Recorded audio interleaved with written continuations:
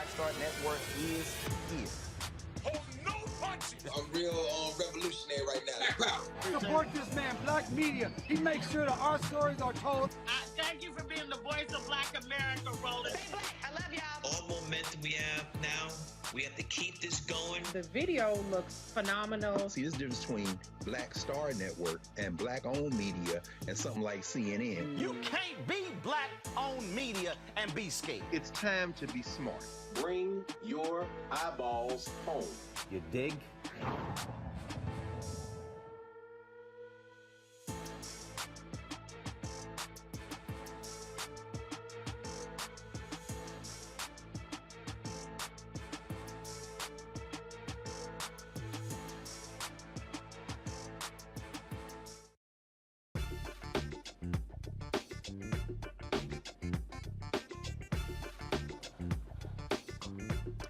Today is Tuesday, March 29, 2022. Coming up on Roland Martin Unfiltered, right here on the Black Star Network, with the stroke of a pen, President Joe Biden signs the Emmett Till Anti-Lynching Law, making lynching a federal hate crime for the first time. It's been taking 100 years in trying to make this happen. In our Education Matters segment, the United Negro College Fund, they are getting $10 million from Mike Bloomberg to launch public charter schools on HBCU campuses. We'll talk with the UNCF about that. We always talk about voting on this show, and one of the most voter suppressive states is the state of North Carolina. In a split decision, a 3-judge panel rules that felons can vote in North Carolina once they leave prison, well, former felons.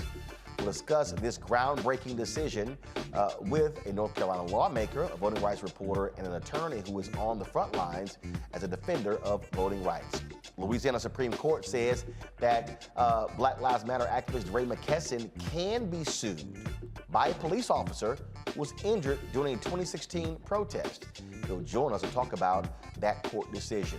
Trenton, New Jersey Police Department, they released body camera video of the shooting that left Jaquan Henderson paralyzed from the chest down. And yes, it's as awful as his attorney described for us last week. A Florida hotel employee gets attacked by a guest. He defends himself, and he ends up arrested without a job. Really? In today's Marketplace segment, I was cracking on my man Joe Torre, the comedian, about some shoes he was wearing. Well, the shoes by a black-owned shoe designer company. Joe and I always having fun with each other, so we're going to talk with that shoe design company right here on Roland Martin Unfiltered. Yes, we'll be talking with the creator of Rock Deep.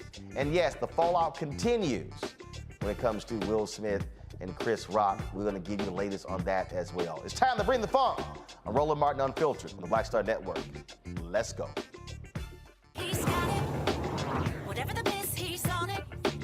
Whatever it is, he's got the scoop, the fact, the find. And when it breaks, he's right on time and it's rolling. Best believe he's knowing. Putting it down from sports to news to politics. With entertainment just for kicks, he's rolling. It's on go, y'all. It's Roland Martin, yeah.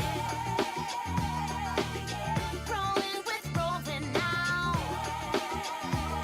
He's funk, he's fresh, he's real, the best, you know he's Roland Martin now.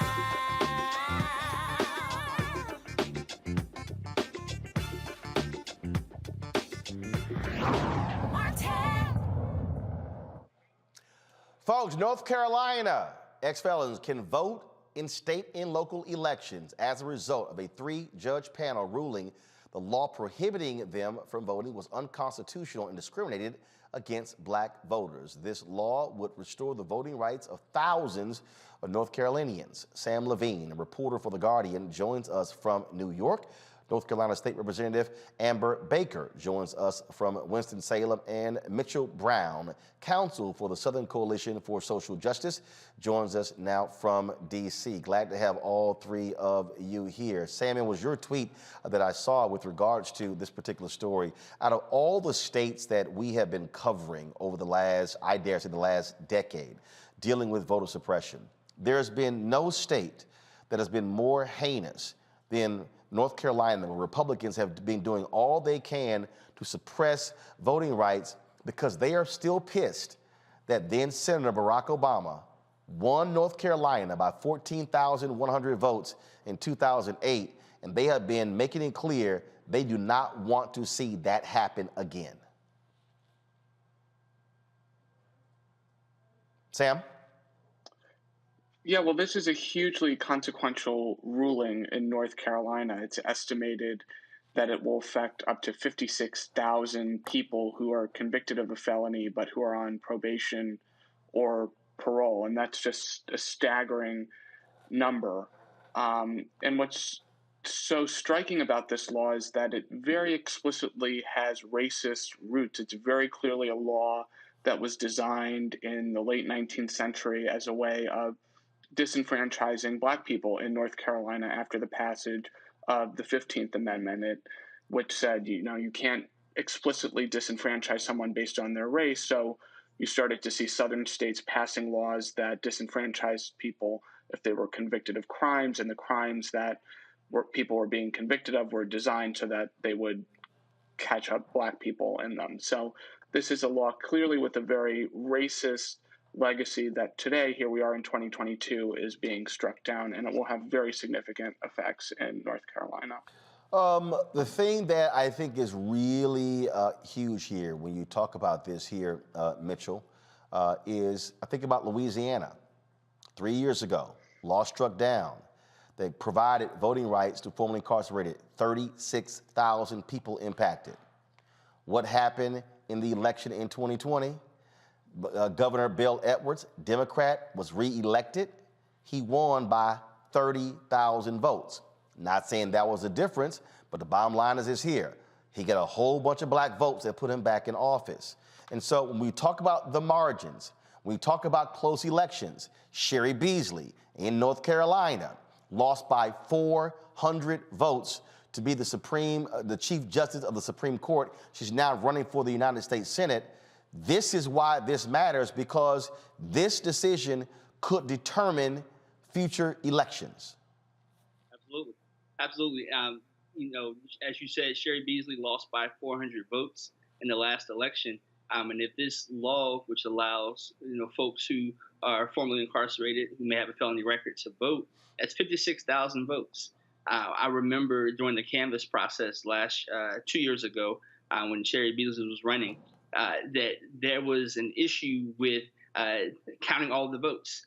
Well, now we're able to count all the votes, and we're able to make sure that people have the ability to let their voices be heard, and that has an impact on how the Supreme Court rules in North Carolina, and what laws are passed and what laws are upheld as constitutional or not.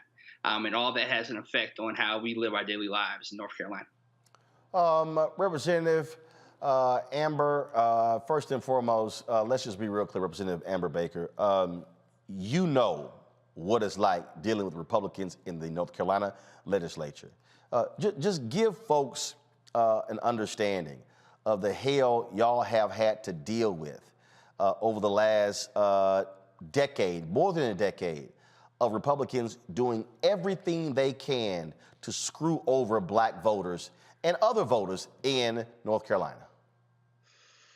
Yeah, so, Roland, the last time I was here, we were talking about maps, and we were talking about how they have historically used those tools that are given to them to disenfranchise voters, and now we are waiting to see if they're going to appeal this decision.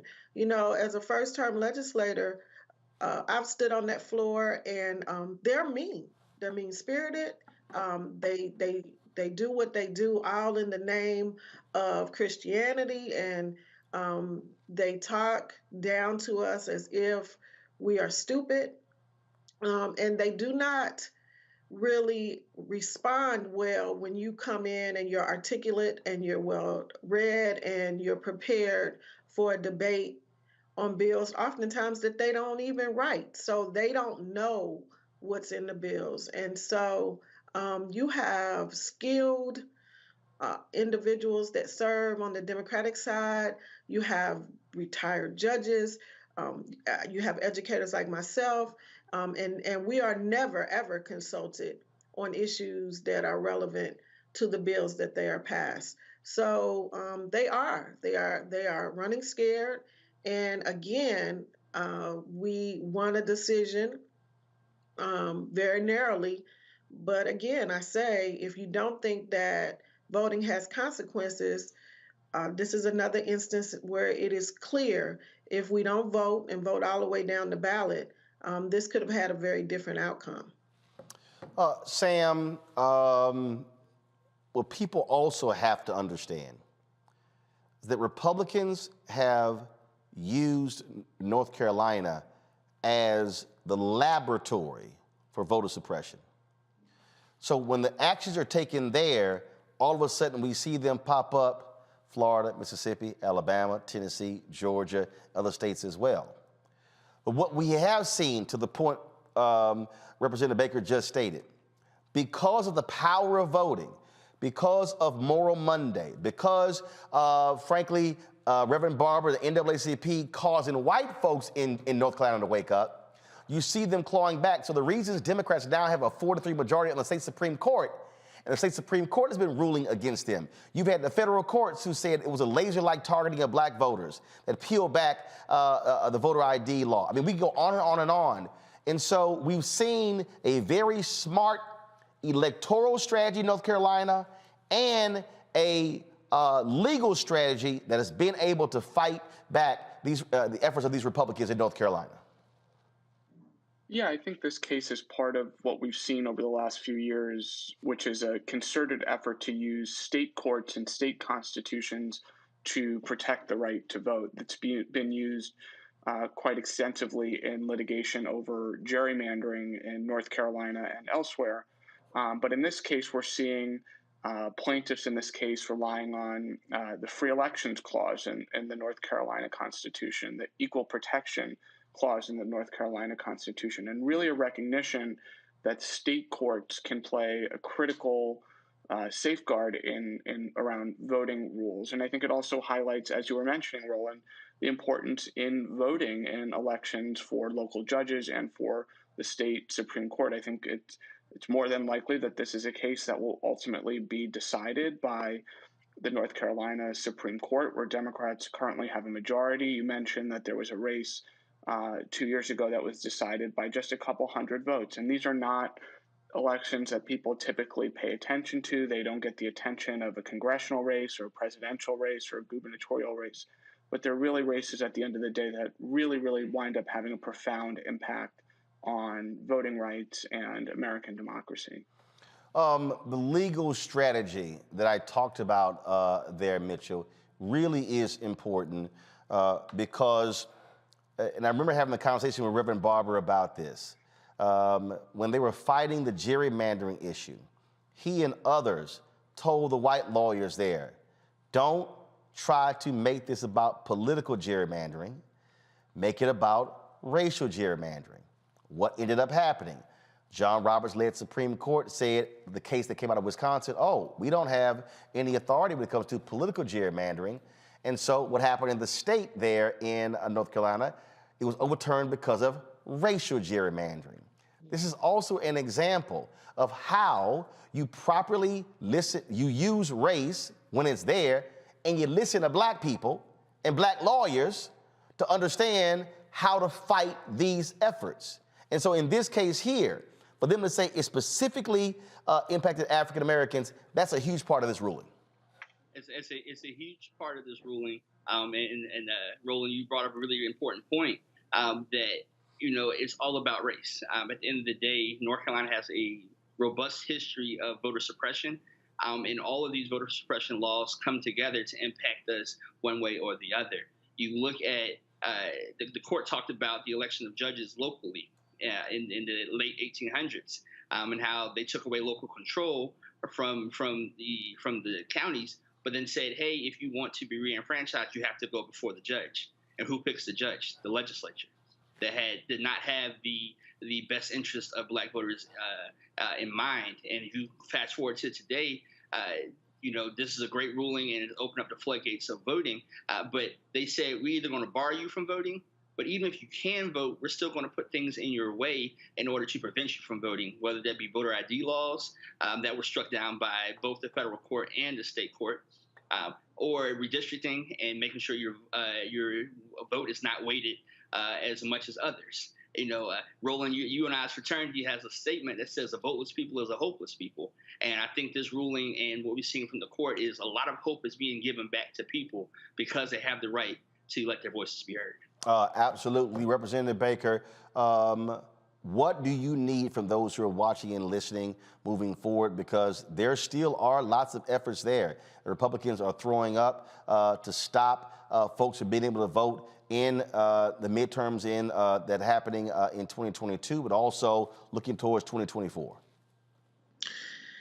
So what I've been doing as I am out amongst the people, which is what I did before I ran for office, is I'm telling people now to check your status, check your voting status, and make sure that if you're registered to vote, that your registration is still active, so that you can do it now. We're just a little over 30 days before early voting starts, and I hope that today, of those 56,000 voters that are now eligible to vote, that they went and got registered today. And so we've got to do that. And then I'm also saying that you need to do your research, right? If judges weren't important, why do you think they put them at the bottom of the ballot? So you got to vote all the way down the ballot, and you have to know who you're voting for. And additionally, you need to be able to support the candidates that are running.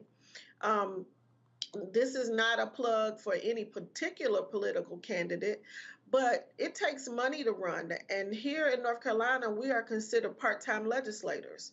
And that is also a gatekeeping mechanism, because most people cannot afford to only serve in the legislature without some type of other income coming in. And so support the people that are running, know who's running, and check your registration status often. And you got 2 votes. You have to vote in early vote starting April 28th, and then you're going to need to vote again during the general election. So if you know somebody, take somebody. And we are going to have to coalesce around each other concerning making sure that we have a voting plan, and we're loading our cars up, and we're taking people to vote, and those young people who know how to do everything on their phones, start talking to other people and helping them check their registration status and helping them to get registered. And also here in North Carolina, we have one-stop voting and registration. So during early voting, you may also register to vote. My hope would be that you would register beforehand. But if you don't, you have an opportunity to register to vote and vote on the same day during early voting. Sam, last question for you and Mitchell. I'll go to you first, Sam. What other states are you looking at that we need to be paying close attention to when it comes to these issues of voter suppression?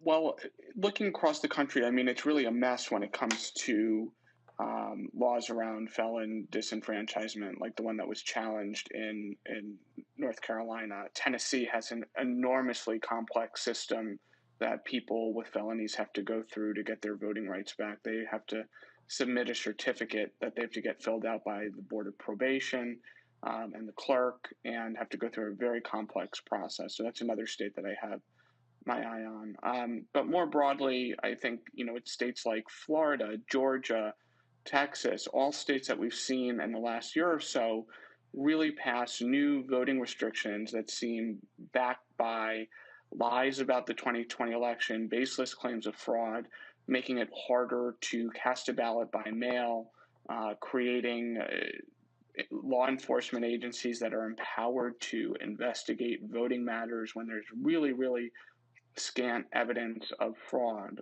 Arizona, another state that appears to be on the cusp of doing things like cracking down on mail-in voting or providing proof of citizenship in voting. And so those are all the states that I'm paying attention to right now. Mitchell? Yep, and I'll uplift similar states to Sam's states, but focusing on Tennessee and Texas. In Tennessee, you had the case of Pamela Moses, who was convicted of a felony, had been released from incarceration, was living in the community, and thought she could vote. and he actually asked the state board, hey, can I vote? And they said yes. And then they tried to charge her with voting while she's ineligible. And then also in Texas, you have the case of Crystal Mason and Hervis Rogers, who voted while they were ineligible. They thought they were able to vote. In the state of Texas, gave Crystal Mason 5 years, is up on appeal, and they just charged Hervis Rogers, who waited in line. It was the last person in line on national television to vote in I believe it's a 2018 election, I believe. And they, 4 years later, are now prosecuting him for voting while he's ineligible because he was still on probation. So Texas and Tennessee are two states that we have our eyes on. All right. Folks, I appreciate it. Thank you so very much for joining us. And we're going to continue to monitor what happens in North Carolina because it is certainly a bellwether state for these issues. Thank you. All right. Thanks a bunch. Pulling my panel right now, Mustafa Santiago Ali, former senior advisor for environmental justice at the EPA. Teresa Lundy, she's the principal founder of TML Communications. Will be joined soon by Demario Solomon Simmons, civil rights attorney and founder of Justice for Greenwood. I don't know how many times I can say, Teresa, vote, vote, vote, vote. Don't sit your ass at home and vote, because what we're seeing, now this was a federal case, these were federal judges, but what we are seeing is when you have these state Supreme Courts who are ruling. And we can't even assume that in some places we can, but you look at what happened in Ohio and Wisconsin. Republican-led courts rule against them in their gerrymandered maps. Why does voting matter in this? Who appoints the federal judges? Well, Tom Tillis and Richard Burr, Republicans in North Carolina. They blocked 2 black women who were appointed to the federal bench who would have been overseeing cases in the North Carolina, in the state of North Carolina, when they were appointed by President Barack Obama. And then, of course, they confirmed the judges when they came under Donald Trump. That's the thing. So when people say, oh man, damn Biden, it doesn't matter who he picks as federal judges, rules in cases like this, because this was a 3-panel federal judge, a 3-judge federal panels. Exactly why people need to pay attention to the entire process of the judicial choosing when it happens, even at the Senate level. When we say voting does matter, it absolutely does, because if, as we know, a lot of things come from the federal level, and then it trickles down to the state level when it comes to some of the decisions that are being made. So, if we, keep complaining about some of these things and maybe the system just doesn't work. Well, part of it is we as individuals, something free that we can do is actually utilize our voice and utilize our resources and encourage the next person who we're dealing with other issues to actually go out and vote. This thing right here, Mustafa, the legal battle is just so critical. So you can be out in the streets protesting, vital. You can be electing the right people to pass laws, vital. But also the legal strategy of our civil rights organizations is also important. The legal strategy is what helps us to build, the structure, the infrastructure that's so critical for us to be able to participate in fair elections and make sure that our voices and that our votes actually count, and that, you have all this voter suppression that's going on. It's one of the only ways to deal with that. So we need to make sure that folks are both in the streets and the suites, fighting, strategizing, and utilizing both the law, these legal cases, and a number of other tools to make sure that there's real justice in relationship to voting. Indeed, folks. Let's go to Maryland, where Republican lawmakers apologizing for tweeting a profane response to a tweet from Maryland General Assembly's top leadership. Maryland Delegate Kathy Zelga said she meant to privately send this message to a close friend. Speaker Adrian Jones, in a tweet, says, see the joint statement with Senator Bill Ferg on Maryland's congressional map ruling. Well, Kathy decided to tweet, breaking, bitches, the court is not gonna like to see that. The 7 judges that get to see this and make a final decision will not like this press release. That is even better for us. Well, Senate President Bill Ferguson, House Speaker Adrian Jones again, were like, really? They released a statement expressing disappointment. to a Maryland judge's decision to reject the map as a product of extreme partisan gerrymandering. Well, Zeliga, a plaintiff in the lawsuit, caught wind of the statement and shared this now deleted tweet as a response. Oh, it's amazing when you hear. So y'all, here's her apology. Quote, I sincerely apologize for a tweet I sent this morning meant as a private message to a close friend. It was immediately deleted and totally inappropriate. I'm truly sorry, Speaker Jones and Senator Bill Ferg. Really? Really, Mustafa? When she was like, bitches? You know, what's done in darkness will eventually come out into the light.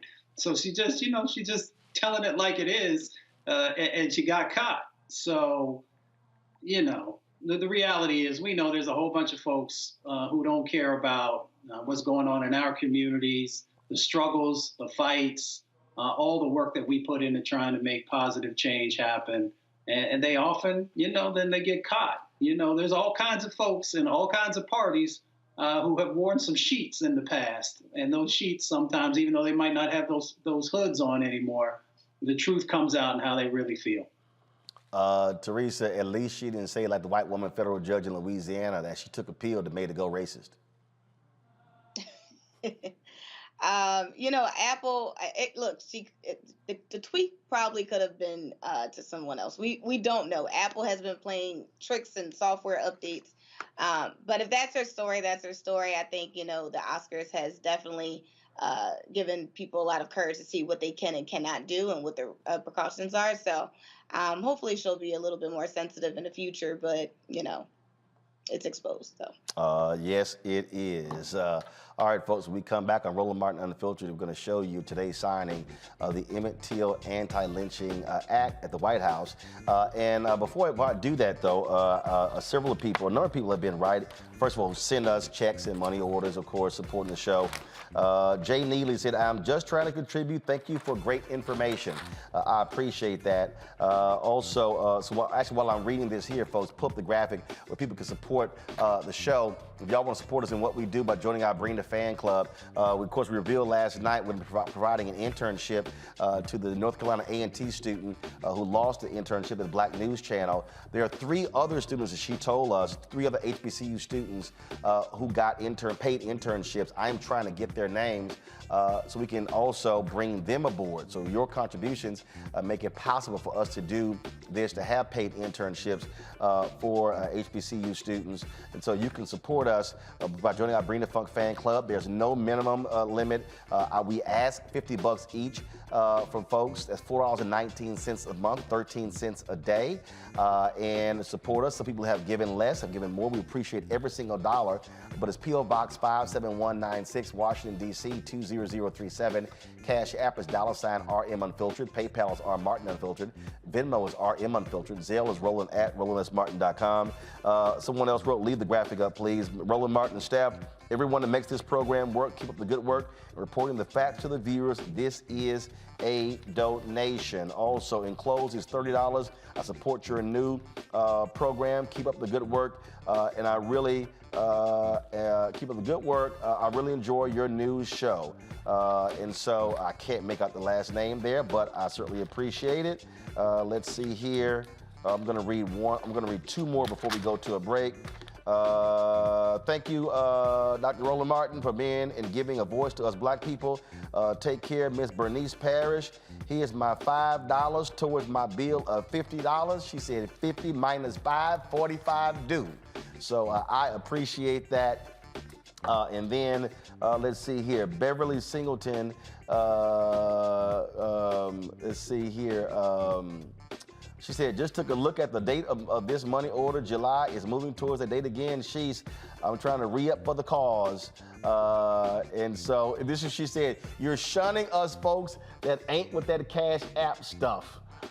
This was actually sent this on February 10th But since then, yes, Beverly, I did get the P.O. box to hook y'all up. She says, so glad to be a member of the RMU and be able to share info with others who are unaware of many topics we discuss on this show, as well as the tributes you do in respect to our strong contributors and leaders of our Black society. Can't wait to hear more on your trips to the motherland and so much more. Blessings to your staff and the panelists, and also Reverend Jackie. Prayers, safety, and love, Beverly Singleton.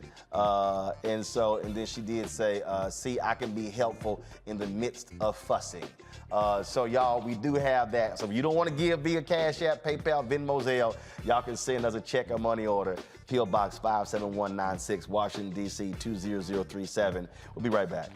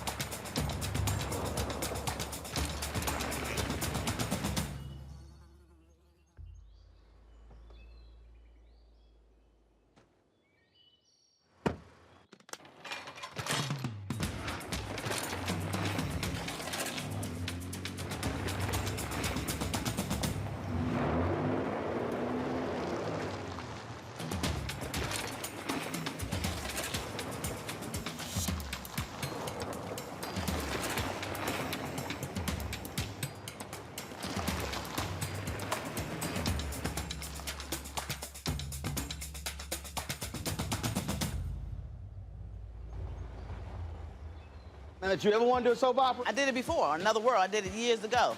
With Joe Morgan Freeman, called Another World. It's the funk now, but that's how I started in TV. My first job. My very first TV job. Joe Morton and Morgan Freeman were on a soap opera? Together. Yes, wow. I know. Oh, I loved it. I played a prostitute. I was real raw. My name was Lily Mason. I was a hoe on Tuesday, and I owned the town 2 weeks later. That's how they do you. Right, that's how soap opera. You evolve, yeah. Right. So now I'm on this, but I'm rich right from Jump Street. So I'm loving it.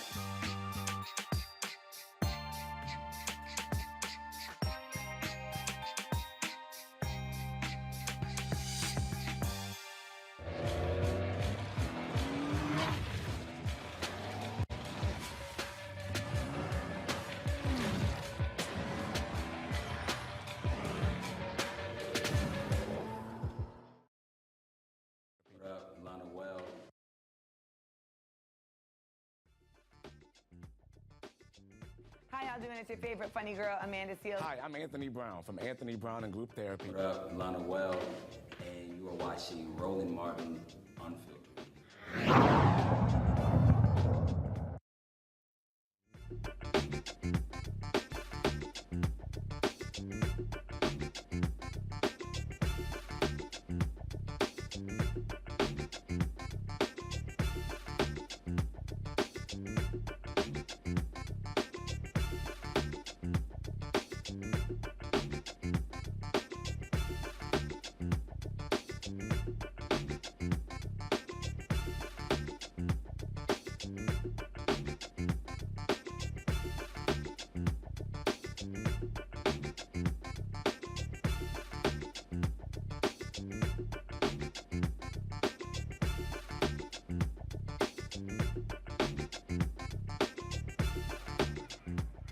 A couple of hours ago, President Joe Biden signed into law the bill named after Emmett Till, making a federal hate crime for lynching, more than 100 years after the first attempt to pass such bill. The Emmett Till Anti-Lynching Act is named after the black teenager from Chicago whose his lynching in Mississippi in 1955, August 28, 1955, became a galvanizing moment for America. During the Rose Garden signing ceremony, Vice President Kamala Harris explained how it took over 200 times to pass this bill. President Biden stressed how lynchings were used as intimidation to keep black people from voting. It was over 100 years ago in 1900, North Carolina Representative George Henry White, the son of a slave, the only black lawmaker in Congress at the time, who first introduced legislation to make lynching a federal crime. Hundreds of similar bills have failed to pass. Over the years, several federal hate crime laws were enacted, including one I signed last year to combat COVID-19 hate crimes. But no federal law expressly prohibited lynching, none, until today.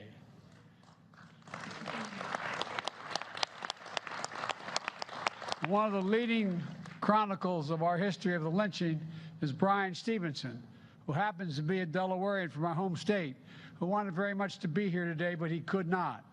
He helped build a National Memorial for Peace and Justice in Montgomery, Alabama, America's first site dedicated to understanding the legacy of lynching. You know, his extensive research showed that between 1877 and 1950, more than 4,400 black people were murdered by lynching, most in the South, but some in the North as well. That's a lot of folks, man, and a lot of silence for a long time. Lynching was pure terror to enforce the lie that not everyone belongs in America, not everyone is created equal. Terror to systematically undermine hard-fought civil rights. Terror, not just in the dark of the night, but in broad daylight. Innocent men, women, and children hung by nooses from trees, bodies burned and drowned and castrated. Their crimes? Trying to vote, trying to go to school, trying to own a business or preach the gospel. False accusations of murder, arson, and robbery. Simply being black. So lynching, well, we know it's a stain on the history of our nation. Since our founding, and in particular, in the century following the Civil War, thousands of people in states across our nation were tortured and murdered by vigilantes. They were dragged from their homes. They had ropes wrapped around their necks. They were hanged, burned, drowned, and dismembered.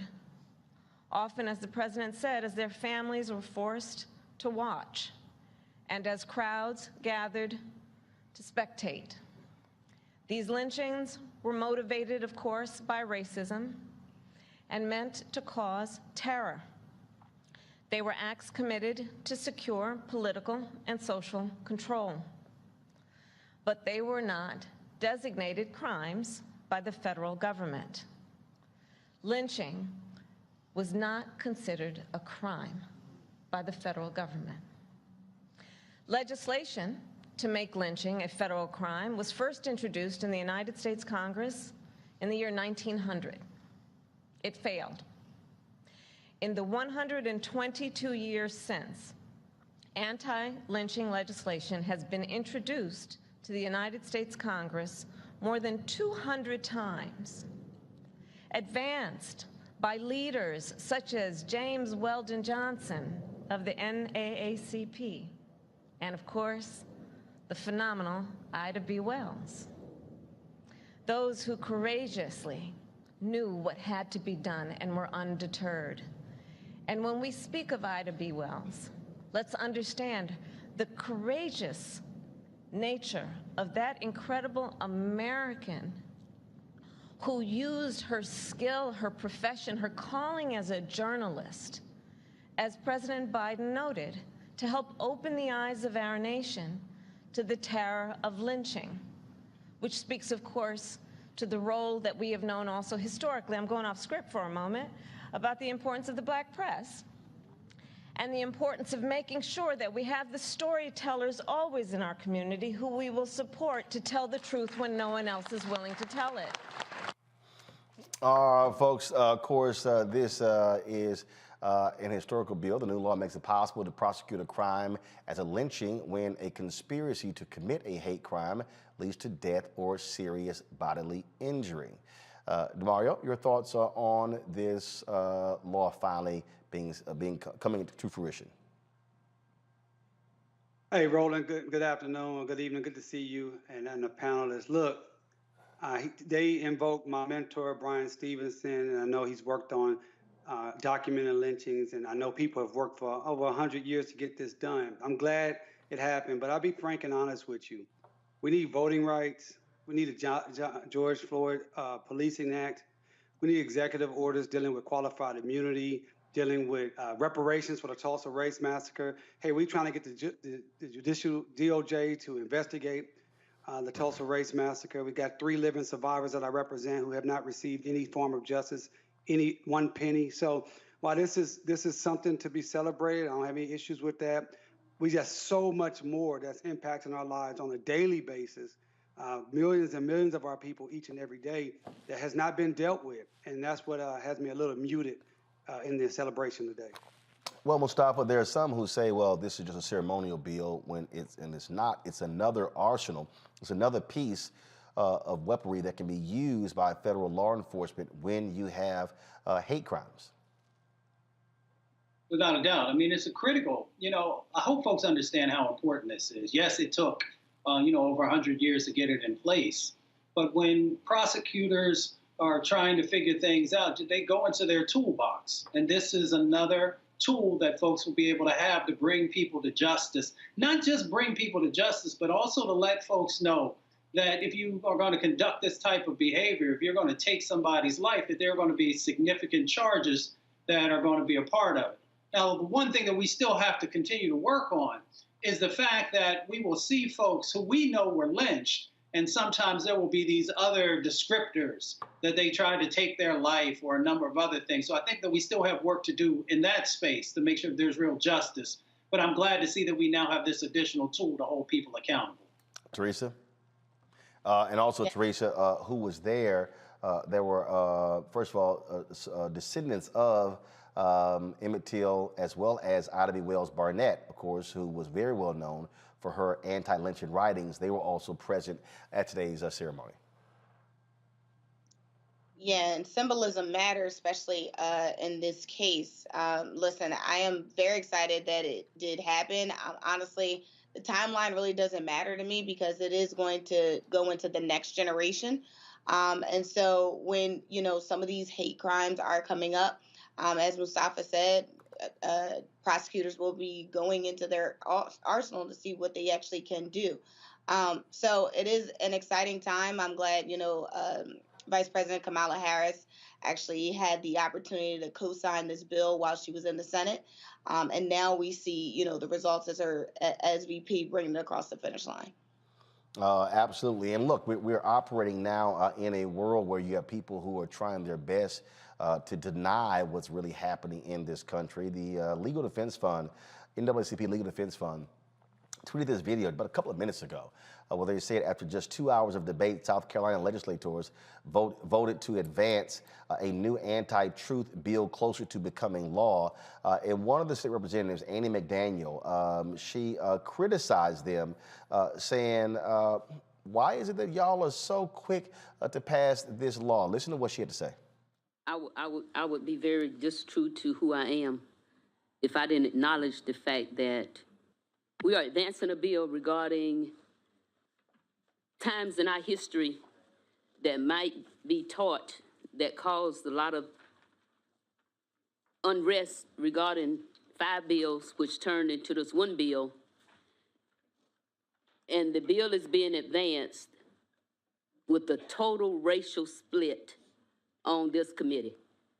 All 5 African-American Democrats voted no. All 12 Caucasian Republicans voted yes. That sounds like we have taken ourselves so far back in history till it is totally unbelievable. When I think one of the requests was just for a little bit more time to talk about, digest, and most importantly, hear from teachers regarding this piece of legislation. Yes, ma'am. No, it's not even legislation yet. Regarding this document that is going to be advanced as a committee bill. Now, my question is, how do I remove my name as a sponsor of this bill because I care not to be a sponsor of this bill?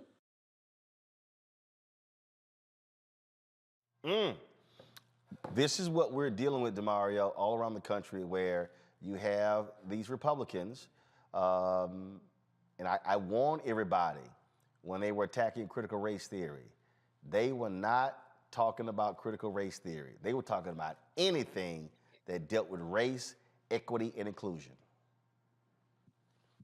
Absolutely. You know, this is happening all over the country. It's happening right here in Oklahoma, and these people feel that their existence is in threat, and their power, more importantly, is under threat, and therefore they want to restrict actual history, the actual history of this country that they say they're so proud of. They say this is the greatest country in the world, right? That's what they always say, but they don't want to talk about the true history of this country and talk about everything that has happened up to this point, the good, bad, and the ugly that makes the country what it is today.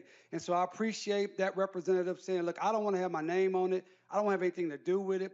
And it just pains me when I think about what Brother Senator Cory Booker said last week when he was defending the Judge Brown, Jackson Brown, and he brought up the name of Tim Scott, knowing what it's like to be an African American in this country. But Tim Scott supports this type of legislation, and we must speak truth to power to that it's not just the Black Democrats, it is those who have totally buy into white supremacy, the Tim Scotts of the world, the Herschel Walkers of the world, and others who are binding together with the white supremacists, with the Republicans, to try to restrict our history, our access to voting, our access to opportunities, our access to capital, and mass incarceration, trying to take us right back to enslavement, point blank, period. Teresa, we see exactly what the battle is going on, and they want to deny American history. They want to deny truth. And that's what it's called, an anti-truth bill. Yeah, it definitely pains me, to see not only that clip, but I've read other stories that it's what's happening locally. These type of bills or, potential legislation is going up.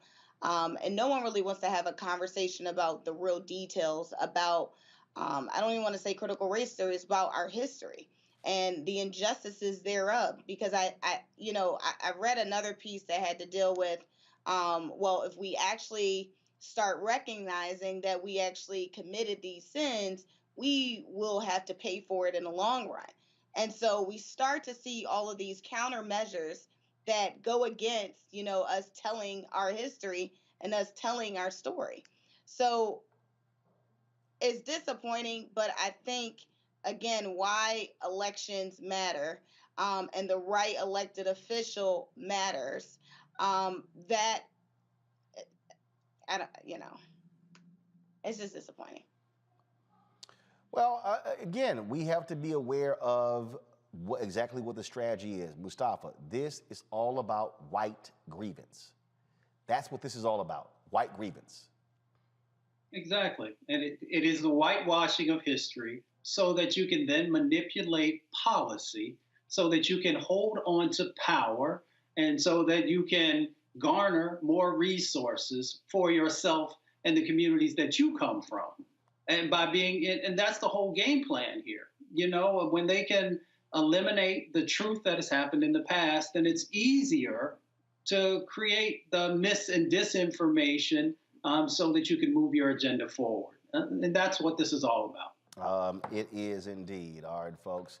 Got to go to break. When we come back, we'll talk Black and Missing. Also, we'll talk about a case out of Louisiana where the Supreme Court has issued a shocking ruling that could affect anybody who is protesting in that state. Before I go to the break, I'm going to read some more of our notes from our viewers. Folks, if you want to support us in what we do a couple of things. First and foremost, download the Black Star Network app. A lot of you, I was on the phone today with Vimeo, talking about the problems we faced yesterday with the app.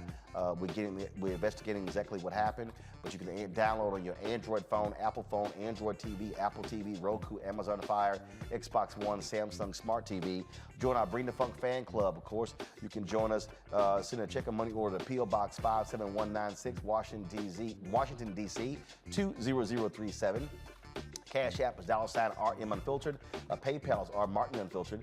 Venmo is RM Unfiltered. Zelle is roland@rolandsmartin.com. roland@rolandmartinunfiltered.com.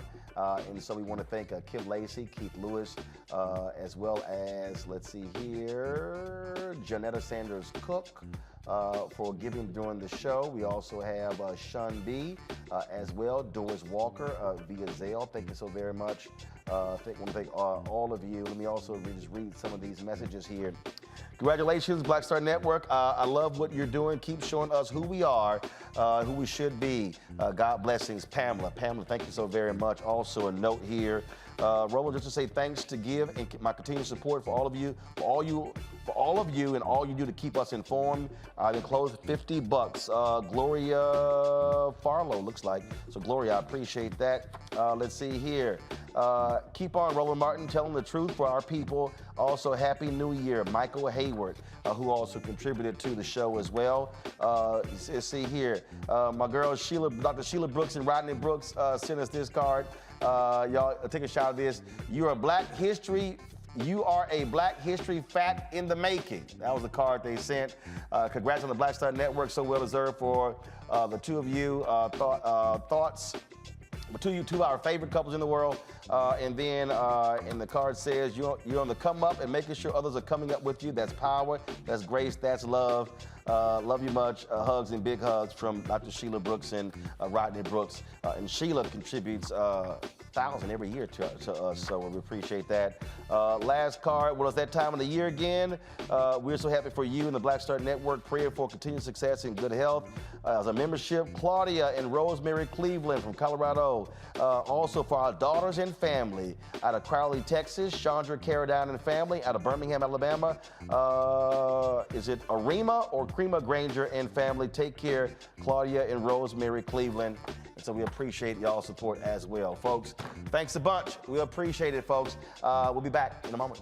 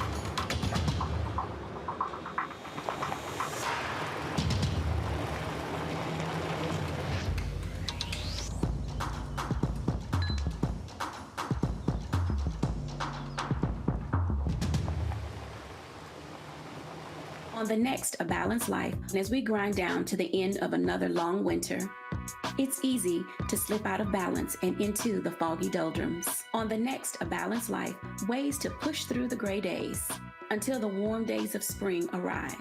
Join me, Dr. Jackie, on A Balanced Life on Black Star Network.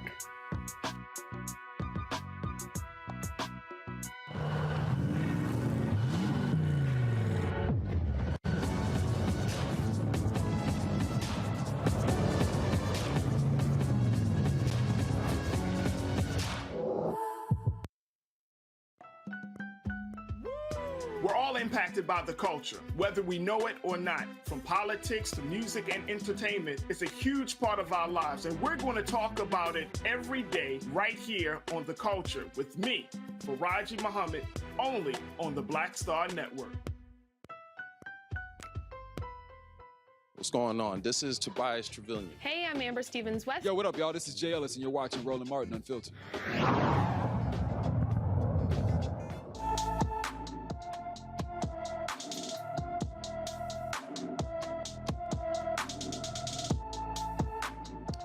Folks in Maryland are desperately searching for a missing 9-year-old. Taekwon Washington has not been seen since Saturday in Severn, Maryland. She's 4 feet 9 inches tall, weighs 126 pounds with black hair and brown eyes. Anyone with information to Taekwon's whereabouts, please contact the Anne Arundel, Maryland County Police Department at 410-222-8610. It's 410-222-8610. A black man will serve as the newest chief of the Federal Aviation Agency, the FAA. That's right, Billy Nolan is currently safety administrator for the organization. He previously held leadership positions at Qantas Airlines for America, as well as American Airlines. He will assume the role on Friday. So congratulations on that particular job. Also, the National College Players Association filed a civil suit against the NCAA as the next step to get college players paid. The suit alleges that all 350 NCAA Division I schools violate black students' civil rights by conspiring to cap athlete compensation. The NCAA limits what schools can provide to athletes in terms of athletic scholarships and, for the most part, prohibits any direct payments from schools to players. The NCPA argues that because many black students are also college athletes, the NCAA-wide compensation limit causes a disparate impact on black college students. Also, an update on Mason, Tennessee, folks. We spoke to the town's Vice Mayor, Virginia Rivers. The controller did not take over Mason, Tennessee today, but it will begin taking over the town's finances on April 4th. Rivers says the town must repay the nearly $500,000 embezzled by the previous administration. Now, why isn't the person accused of stealing the money responsible for the money? He was found not guilty.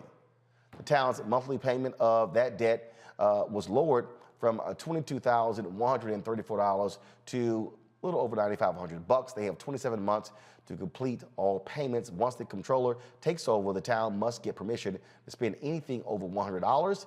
We're certainly keeping our eye on that story. All right, folks, let's talk about this strange story. It's been this ongoing story out of Louisiana. You might remember, of course, when there were protests in Baton Rouge, case where a young man was shot and killed in that particular place by city. Protest erupted in Baton Rouge. This is 6 years ago, okay? Protesters from all across the country went to Baton Rouge as a part of that particular case to seek justice. One of the folks was DeRay McKesson. He was one of the protesters. Now, he also organized a protest. Well, an officer was injured as they were protesting the murder of Alton Sterling. That officer then sued DeRay, saying that DeRay was responsible for him being injured. A federal appeals court asked the state Supreme Court to decide if state law could be interpreted to place a duty on a protest organizer to make sure the protest doesn't precipitate a crime. Well, the Supreme Court in Louisiana ruled against DeRay. Folks, what this essentially is saying is that if anybody who is involved in a protest does something, the organizer could be held liable. That could have a chilling impact. DeRay McKesson joins us now from New York City. DeRay, the moment I saw this, I thought about Memphis, Tennessee. Dr. King led a march, and they organized the march. And at the back of the march, there were some young folks who acted a fool and started throwing stuff through windows, trashing cars. They grabbed Dr. King, put him into a car, actually put him into a hotel room. And he was so traumatized by it, he immediately went to a state of depression. He was under the covers, fully clothed. And he later met with those young men who said they were put up to it by some other folks. And that part right there reminded me of Minnesota, as I met with George Floyd, when there was a video of a guy walking around busting windows and setting stuff on fire. And it was 2 years later we found out that it was a white supremacist who infiltrated the movement and caused it, but Black Lives Matter got blamed. This ruling literally says that if that happened, you're responsible. And you don't know who the hell's all showing up. Yeah, the wildest thing about this is that we actually haven't had the fact finding yet. So, those other cases, there was actual damage. Like, we know that there was damage. In this case, the police officer just alleges he got hurt. We have never actually been to court to see if he got hurt, to prove that he even got hurt.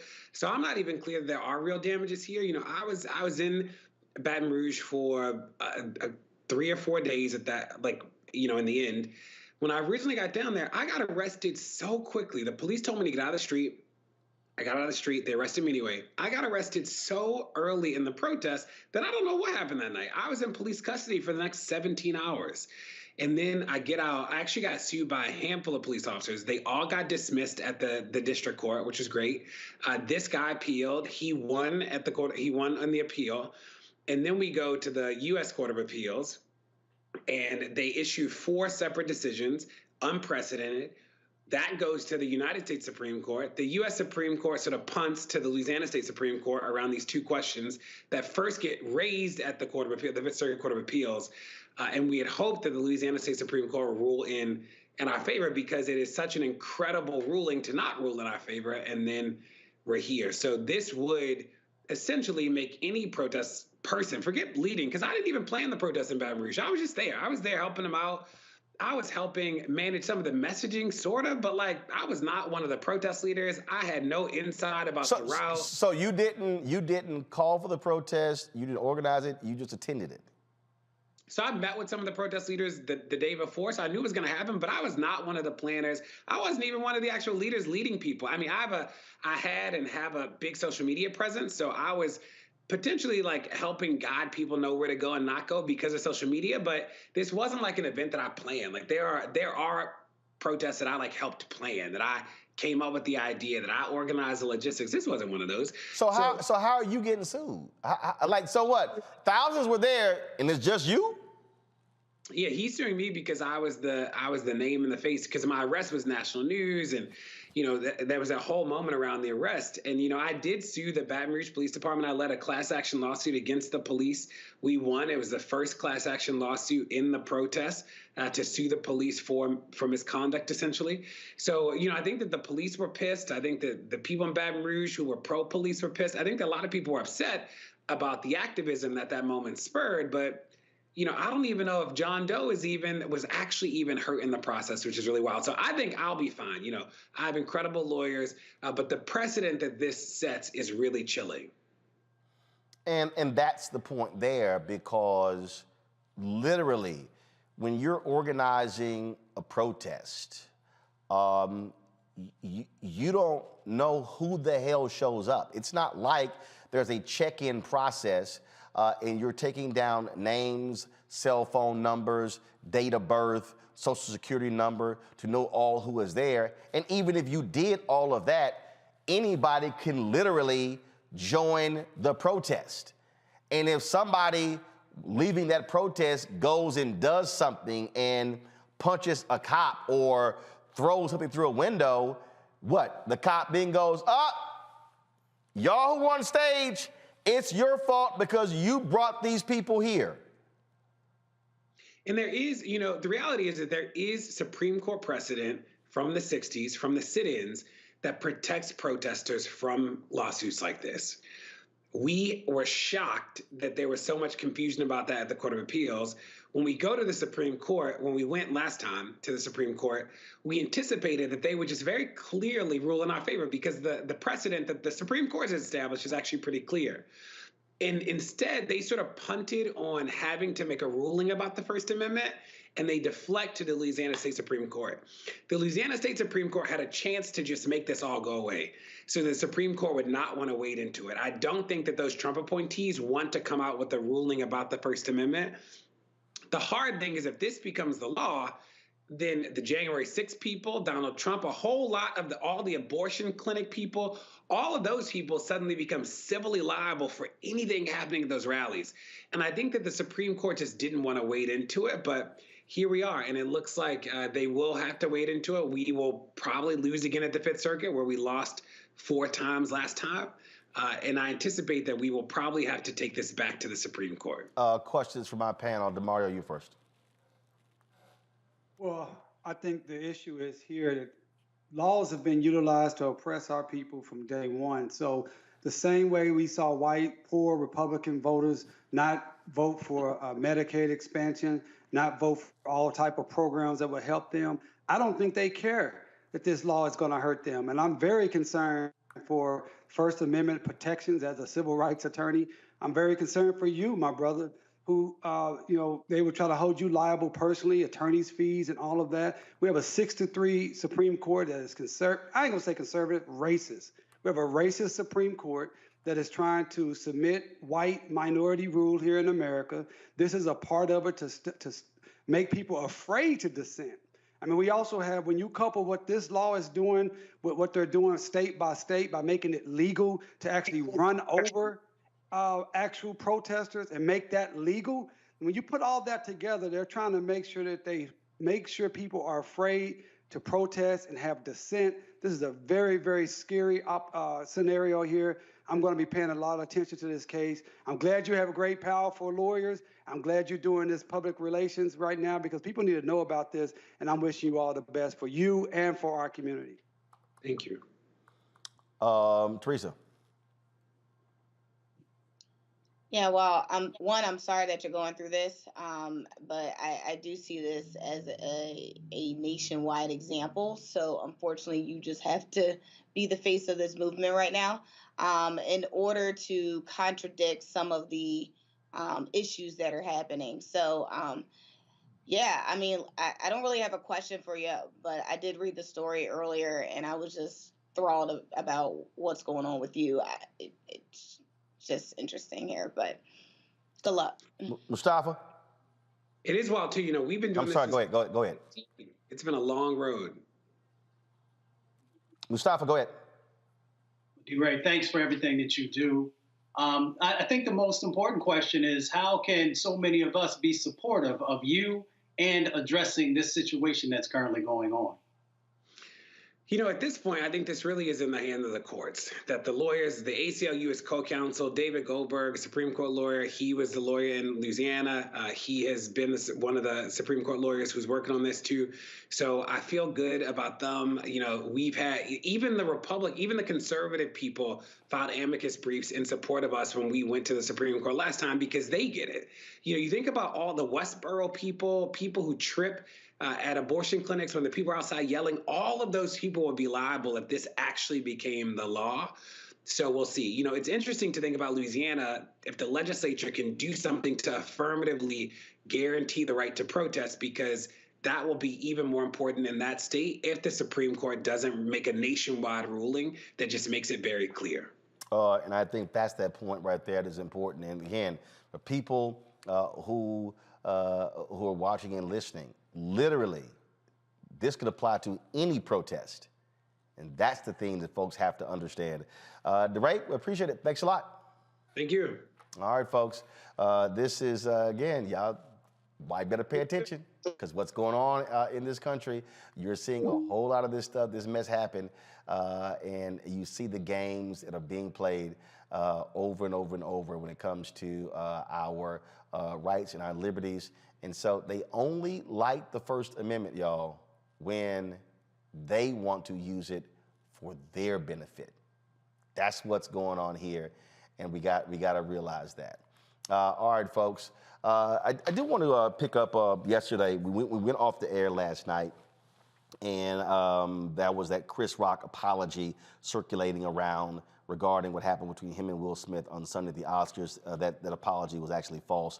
We told you that. We definitely confirmed it. It was not a legitimate apology. Chris Rock has not commented at all on any of this. But Jada Pinkett Smith, she has issued her first statement with regards to well, she actually did not speak to what took place on Sunday, but she did release this statement. Give me 1 second. I need to pull it up, please. She posted this on her Instagram page. This is a season for healing, and I'm here for it. That's all she posted. This conversation has still been raging all over social media because of the Chris Rock joke with regards to this G.I. Jane joke on Sunday night at the Oscars. And it's been extremely revealing, the back and forth. You got white folks out there who weighing in, oh my goodness, Chris Rock should be arrested. Will Smith should be arrested. Kareem Abdul-Jabbar weighed in, talking about that the actions of Will Smith evoke many of the racial stereotypes of black people. And I need to, this has to be said. And this is, and I need black people, please, to listen to me. I am not going to be thinking like black people 100 years ago where the actions of one black person represent all black people. What Will Smith did don't represent me or my brother or my daddy or my 4 nephews.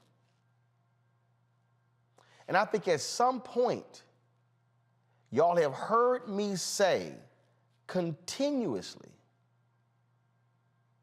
that black people need to be reprogrammed, that we need to, we have got to remove white supremacy from our existence. Because when, and I understand what Kareem was saying. But when we project that and say that, what we are actually doing is allowing white supremacy to continue to thrive. It's no different than when I have these so-called conscious black folk. You know, the super duper black people. And they think they the blackest of the black. And they can toss out letters and acronyms, and they can call themselves whatever they want, but they the most conscious black people. But who will tweet me or email me calling me nigger and a coon. And I say, I'm sorry. How can you be a conscious black person, yet you use the language of white oppressors against your very people? You can't.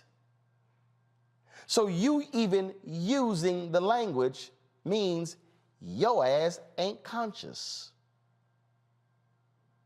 And so I just think that we have got to learn, Mustafa, Teresa, and DeMario, we've got to fight to resist this notion that if somebody black does something, it reflects on all of us. And why you doing that? You making us look bad in front of the white folks. The language that I have heard from some people literally sounds like, well, if this had happened at the BET Awards, we can understand it. But man, you did this in front of the white folks at the Oscars. Well, first of all, BET ain't even black owned. So that's in front of the white folks. That, to me, is a part of this that has to change, Mustafa. Well, we definitely, psychologically, mentally, we have to address the trauma that has been literally pumped into us, and to begin to unpack how we see ourselves. And I'm not as worried about how the world sees us. If we do the work that's necessary to continue to uplift our people, then I think we're moving in the right direction. I will say that there's way too much violence that happens inside and outside of our community, and we have to be mindful of that. And we have to make sure that in totality we are addressing that, whether it is mental or physical or the other forms of violence and abuse that happen. So for me, I'm focused on how do we uplift ourselves, how do we strengthen ourselves, both mind, body, and spirit. And I think if we invest our time there, then we will be moving in the right direction to actually help our people be in a stronger position. This was the headline, Teresa. Will Smith did a bad thing. Slapping Chris Rock was also a blow to men, women, the entertainment industry, and the black community. Okay, and again, I have great respect for Kareem, and I understand what he is arguing in his post. But hell, if you're gonna say it was also a blow to men, women, the entertainment industry, and the black community, well, hell, that's everybody. Let me read it again. Slapping Chris Rock was also a blow to men, women, the entertainment industry, and the black community. Well, hell, if you stop at men and women, that's everybody. Don't forget, it's also a blow to Philadelphia. You know, it's. But this notion that we have to single out, ooh, this was a blow to black men. No, it wasn't. Go ahead. You're right. You know what? I've been looking at the different op-eds and blog posts that's been coming out, and I have been disturbed because, you know, I had to do a self-reflection to say, am I lumped into, you know, the actions of one individual? And I had to tell myself no. And so when I was having these conversations with friends of mine that aren't African American, I'm very clear that their actions is not my actions. So, you know, I was brought up a little different, and I don't think I would have reacted, but we don't know because we weren't in his shoes. And so I think, you know, it comes a point where everyone's opinion should just be their opinion, but not necessarily an overall objective point of view for the individual that created that action.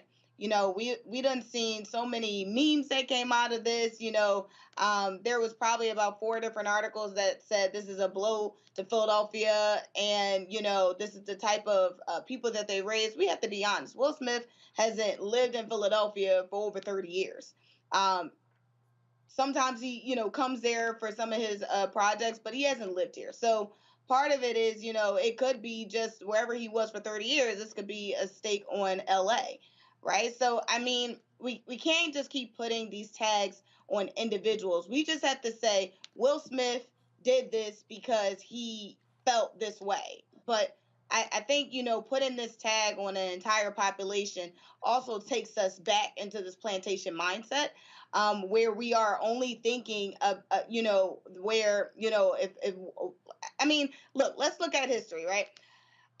If you were on a plantation, you did not have a name. You had an initial, right? And so if you were called by, you know, that initial of, you know, by your slave master, you knew who you were, right? And so for me, it's just, I'm not Will Smith. I am my own woman. It is not a disgrace to our community.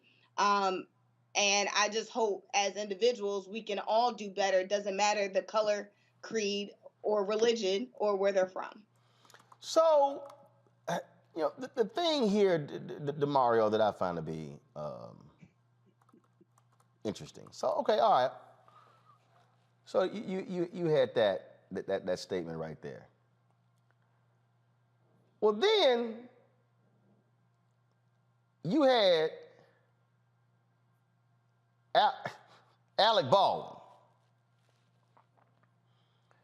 Alec Baldwin, of all people, who should shut his punk ass up. Alec Baldwin. The one that killed somebody? Didn't Alec Baldwin shoot somebody? Well, Alec Baldwin, whose gun discharged that killed the cinematographer on the movie set. The gun was in his hand, right?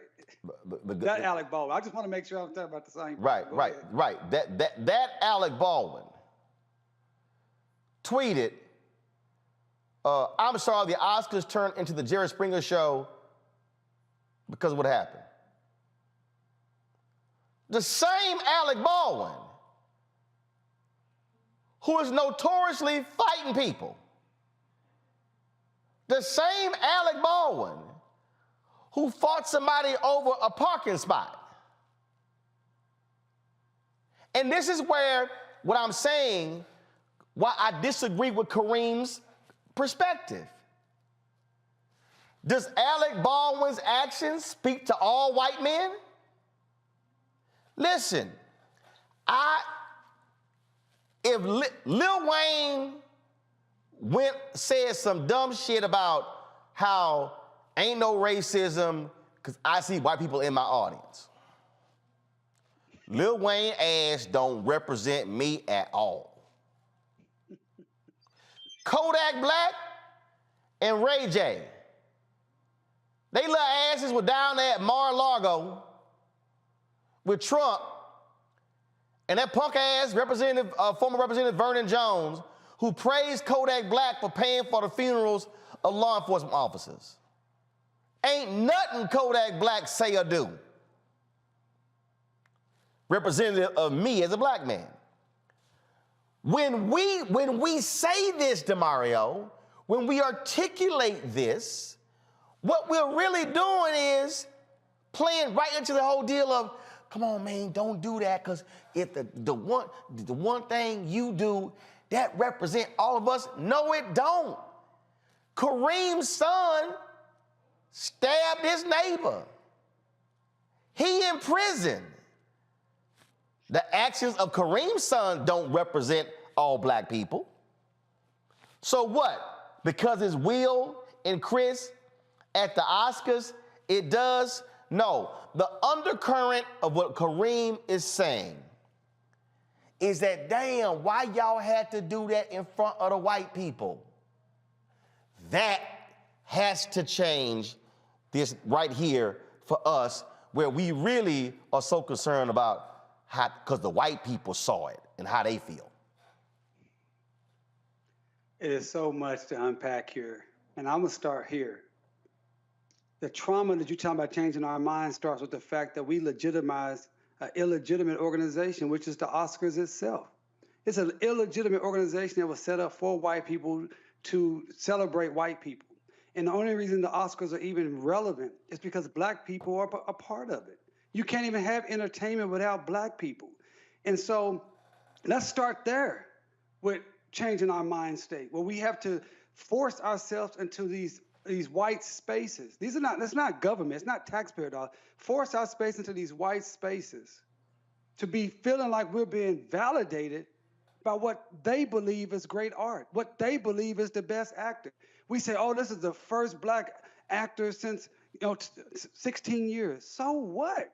That's an organization that is racist from 80 years of its founding. Now it sprinkles in a few black people that then they decide who's the best actor or not. Let's start there with the trauma of our mind state. Number two, I saw the slap like everyone else. I would say that I was, if that happened to me, if you slap me, it's gonna be some slapping going on. As a man, I get all that, but I'm certainly disappointed that this is still such a distraction in our community. Do you know that President Biden, and I'm sure, Roland, you probably talked about it yesterday, in his new budget coming out, where he's wanting to give billions more dollars to policing, $31 billion more additional to the Pentagon to feed the war machine, sending more billions of dollars over to Ukraine to folks who don't look like us, who, according to published reports in the New York Times, the Peace Corps is telling, hey, black people, if you come over here, you may be called nigger, you may be called monkey, but we're sending our taxpayer dollars, black money, black taxpayer dollars over there, but we got black communities all around this country who cannot get proper funding, proper education, can't get reparations, can't get restoration for what was lost during urban development and Jim Crow and redlining. These are our real problems. So I agree with you that these particular acts of two rich guys do not represent the totality of black folks. But we have to start with the root of our mind state that we don't need any white validation, period, to be full-fledged human beings that can decide who we decide is the best, who we decide what is good, what is the next trend, and what should be important to us. Yeah, I just want us,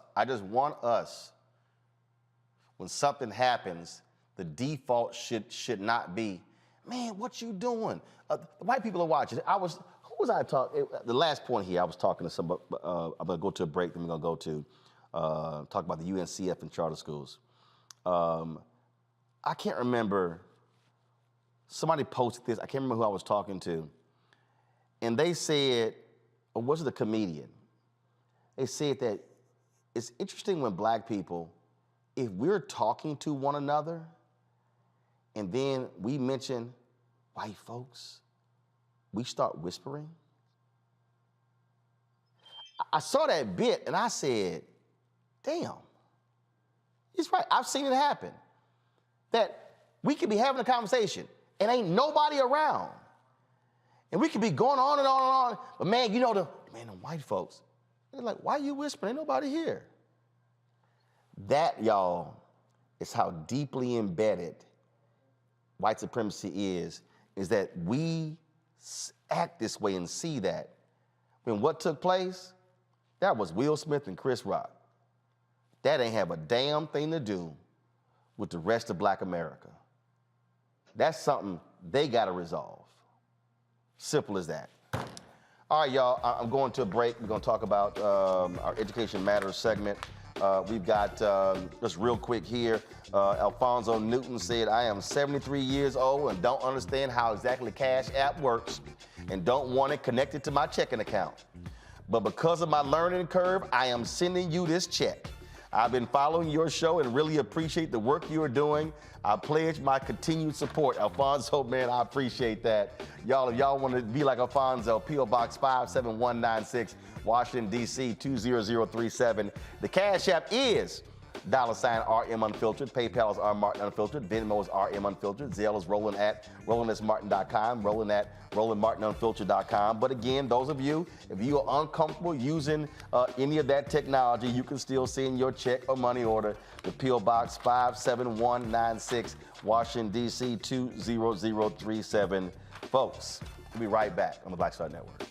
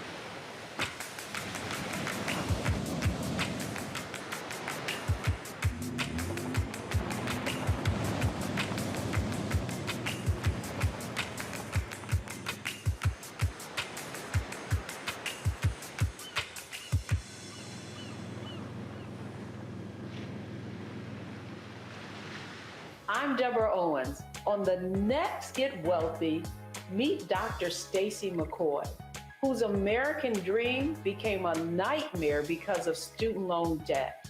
Whether you're paying $300 a month or eventually I got up to $1,700 a month. Wait a minute. Hold that for just a minute. You were paying $1,700 a month on your student loans? Yes, and I know other people who are paying more than that. Learn the one piece of advice that made all of it go away. Right here on Get Wealthy on Black Star Network. My name is Charlie Wilson. Hi, I'm Sally Richardson Whitfield. And I'm Dodger Whitfield. Hey everybody, this is your man Fred Hammond, and you're watching Roland Martin, my man, Unfiltered.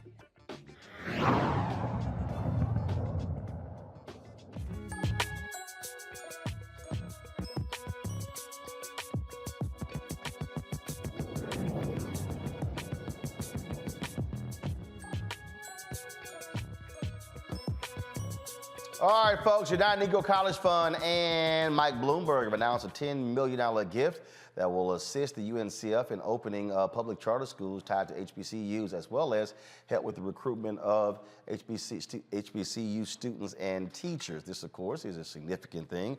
You don't have a lot of charter schools tied to HBCUs, but you do see an increasing number of African Americans who are being supportive of charter schools. Now, folks, this new investment is part of Bloomberg Philanthropies' $750 million effort to create 150,000 additional seats for children in high-quality charter schools across the United States. Sekou Bittle is the Vice President of Advocacy and Student Professional Development Programs with the UNCF. He joins us right now. So, Sekou, so put people understand this here. So, how many HBCUs in America have charter schools tied to their campus? I know Howard University.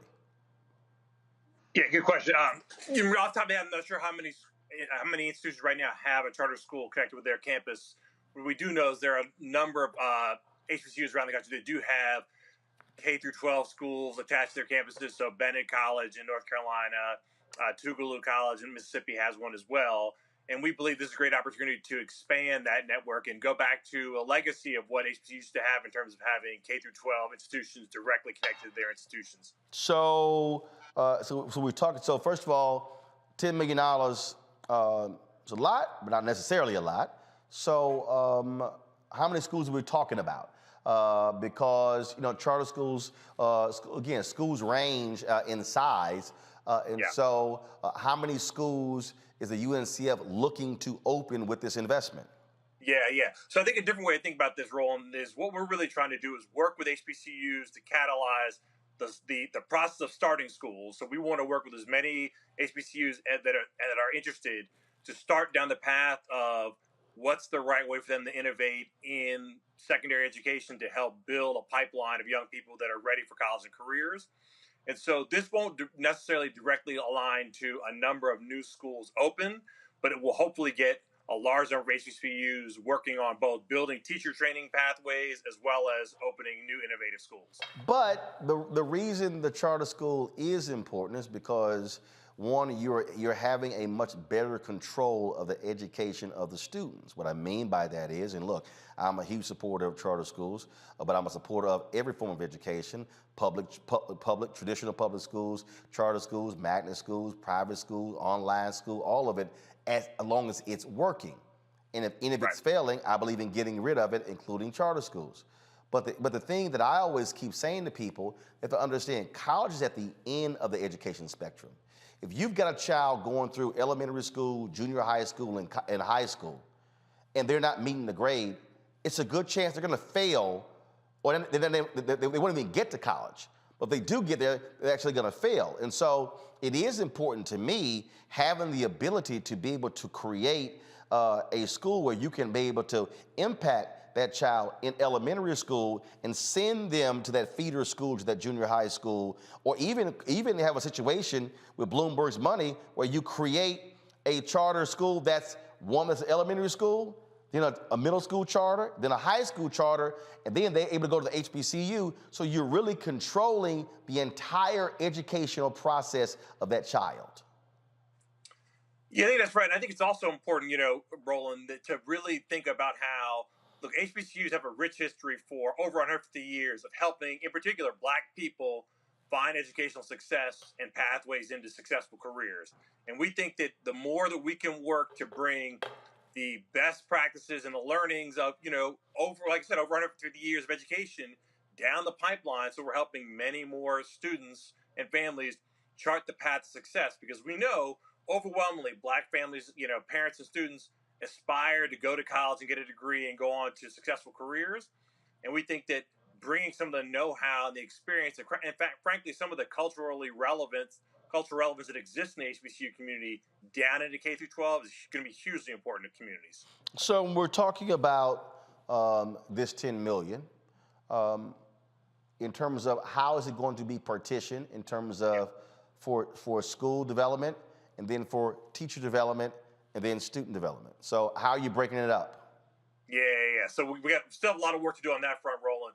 I will tell you, there actually, if you think about this, sort of three things that need to be done here at least. So obviously, we're going to be working with HBCUs on building their readiness and their interest in, who's interested in getting involved in a project around expanding downward into the pipeline, whether it be middle school or high school, and working on building pathways to college there.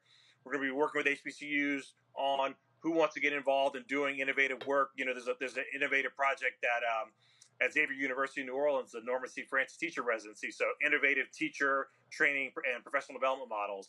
But also, Roland, frankly, a part of this is working with HBCUs, but also working with community members to figure out what is it the communities want and need to have happen in the education pipeline, and how do we co-create with communities, the HBCU leaders, the kinds of programs and innovations that community members want to have and that parents want to have their children exposed to. Questions from our panel. I'm going to start with Teresa. I went to Philadelphia where we took our school choice as a Black Choice program, where you have African Americans who who control charter schools, who lead those schools there. And my whole point is, I've always been saying, I want to see more Black people controlling charter schools, because for people out there who say, oh, I don't like charters, here's the difference. We control the curriculum, we control the budgets, we control who gets hired, we control the money. Teresa, your question or comment. Yeah, well, thank you so much for representing UNCF on bringing this initiative to the forefront.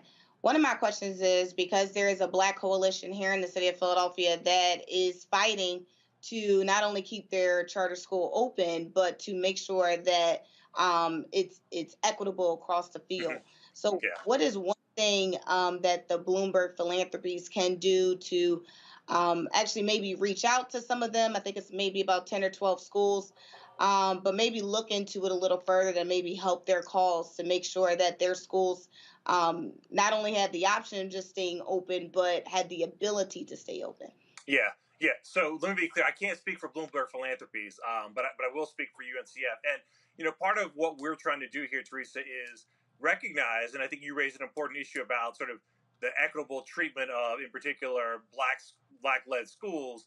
We want to make sure that starts at the beginning, right? And that we're providing the resources, the support, and that they're getting the same kind of opportunities that other school leaders and entrepreneurs get to start schools, and also get the support structure from institutions to help them grow, be strong, and be stable. Because that's oftentimes the challenge. And I know a lot of issues on this show come back to issues of inequitable treatment and conditions that Black people and institutions have. And part of what we're trying to solve for here is, how can we build strong foundations for strong institutions, for Black students and Black community, in the Black community, led by Black institutions. Mustafa. My question is, we have these examples of other projects that are going on where there are charter schools connected to HBCUs. What's come out of that? What has been the analysis that is saying this is a good direction to go? Yeah.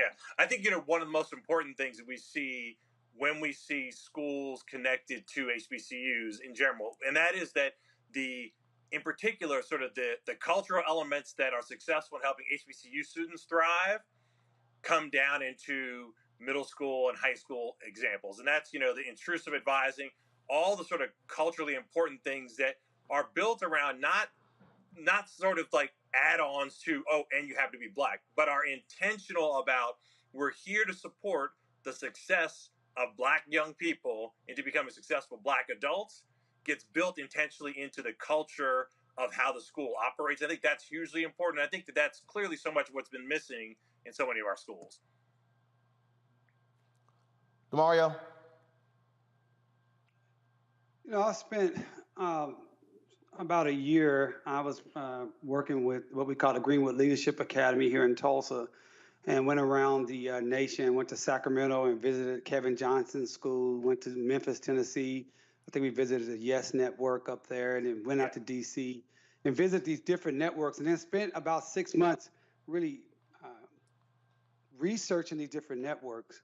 And as Roland said, so many of these larger charter schools are run by, white corporations, and they're making tens of millions of dollars a year. So my question is twofold. One, what has been done with these funds and overall to make sure that this funding goes to Black led institutions? Yeah. And then number two, that these institutions, as we control the curriculum, but can have more African-centered thought and African-centered perspective, and not just Black people running the same type of white supremacist type systems? Yeah, great question. So I think, so the first part of it, what we're focused on is building pipelines and pathways for Black teachers and Black leaders, because we believe that, much like we see in successful HBCUs today, that having, Black leaders in place working in communities that they are connected to, that they listen to, they work well with, we're more likely to set up successful programs and systems in schools that help the students that they're designed to help. And I think the reality is that we know that the successful institutions do those things. So we're going to work really, really hard to both identify the kind of people who want to do this work and some who are already doing this work, who perhaps want to connect with an institution in order to scale and build out, grow a school that they're currently operating or a program they're currently have in existence. So there's a lot of work to be done here. But I think you hit some important points, which are that this has to be Black people doing the right things for Black people, which we believe is important and which is part of what we're going to be doing here, not simply Black people doing something that somebody else did poorly also. All right, then. All right, well, good luck with it. We look forward to getting more information about it. And again, we want what's the best for our students and want to see them succeed, and that's really what it's all about. Appreciate it. Thanks a lot. All right, thanks a bunch. All right, y'all. Coming up next, Marketplace. Folks, so check this out. So y'all see these shoes I'm wearing? It's a Black-owned company, the shoes that I'm rocking right now. And so just give me camera one.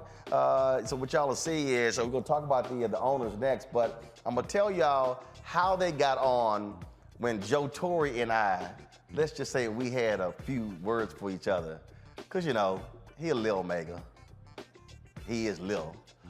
So we had a few words for each other at the Eric Dickerson golf tournament that was in California a few months ago. You're watching Roland Martin Unfiltered on the Black Star Network.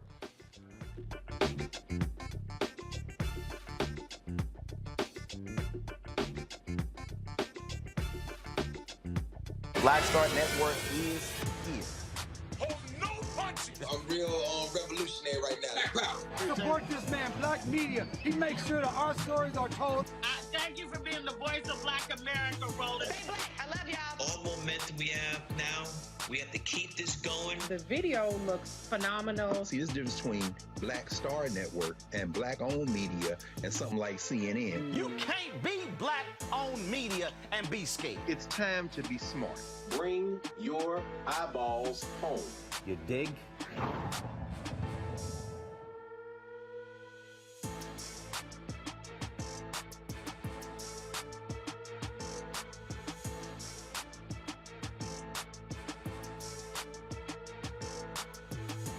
Pull up a chair, take your seat. The Black Tape with me, Dr. Greg Carr, here on the Black Star Network. Every week, we'll take a deeper dive into the world we're living in. Join the conversation only on the Black Star Network. Now, did you ever want to do a soap opera? I did it before, Another World. I did it years ago with Joe Morgan Freeman, called Another World. It's defunct now, but that's how I started in TV. My first job. My very first TV job. Joe Morton and Morgan Freeman were on a soap opera? Together.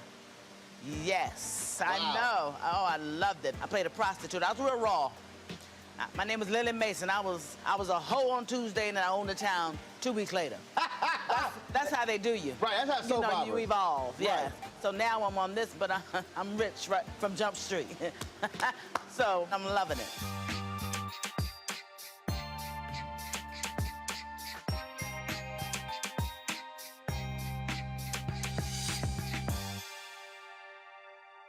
I'm Bill Duke. This is Diala Riddle, and you're watching Roland Martin Unfiltered. Stay woke.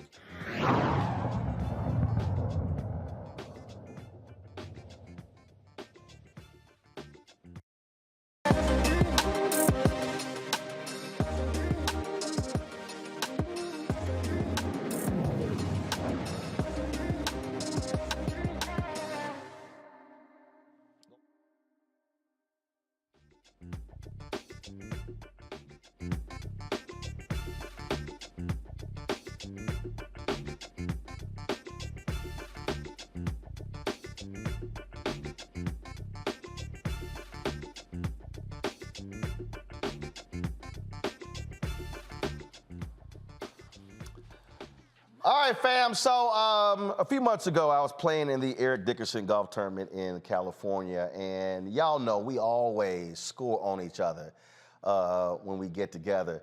And so especially that's the case of me and Joe Torre.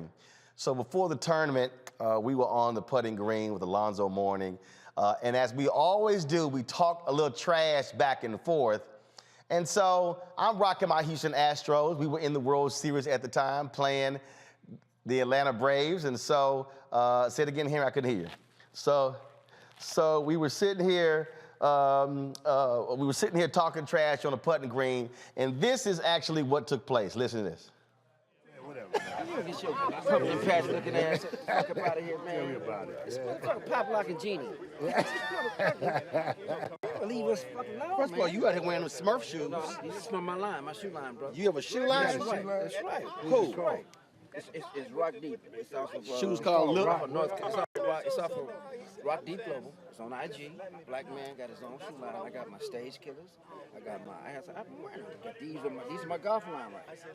Watch your mouth. Watch your mouth, son. Well, first of all, what's the name of it again? Rock who? It's Rock Deep Global. Rock Deep Global. It's on Instagram right now. That's the company that's doing my shoe. Yeah, okay. All right. Thank you, out of North Carolina, bro. Yeah, all right. I'll get you a pair. Right. I'll get you a pair. Right. Get you a pair. Those are the shoes. Stage Killers. Those are the shoes. Legends of Laughter. Those were the shoes when you were a kid. Your mom and dad bought in the grocery store. Yeah, man. That's what they are. That we can find them. You see what they are? They're at Dollar General. You see what they are? That's right. They're at Dollar General. Yeah.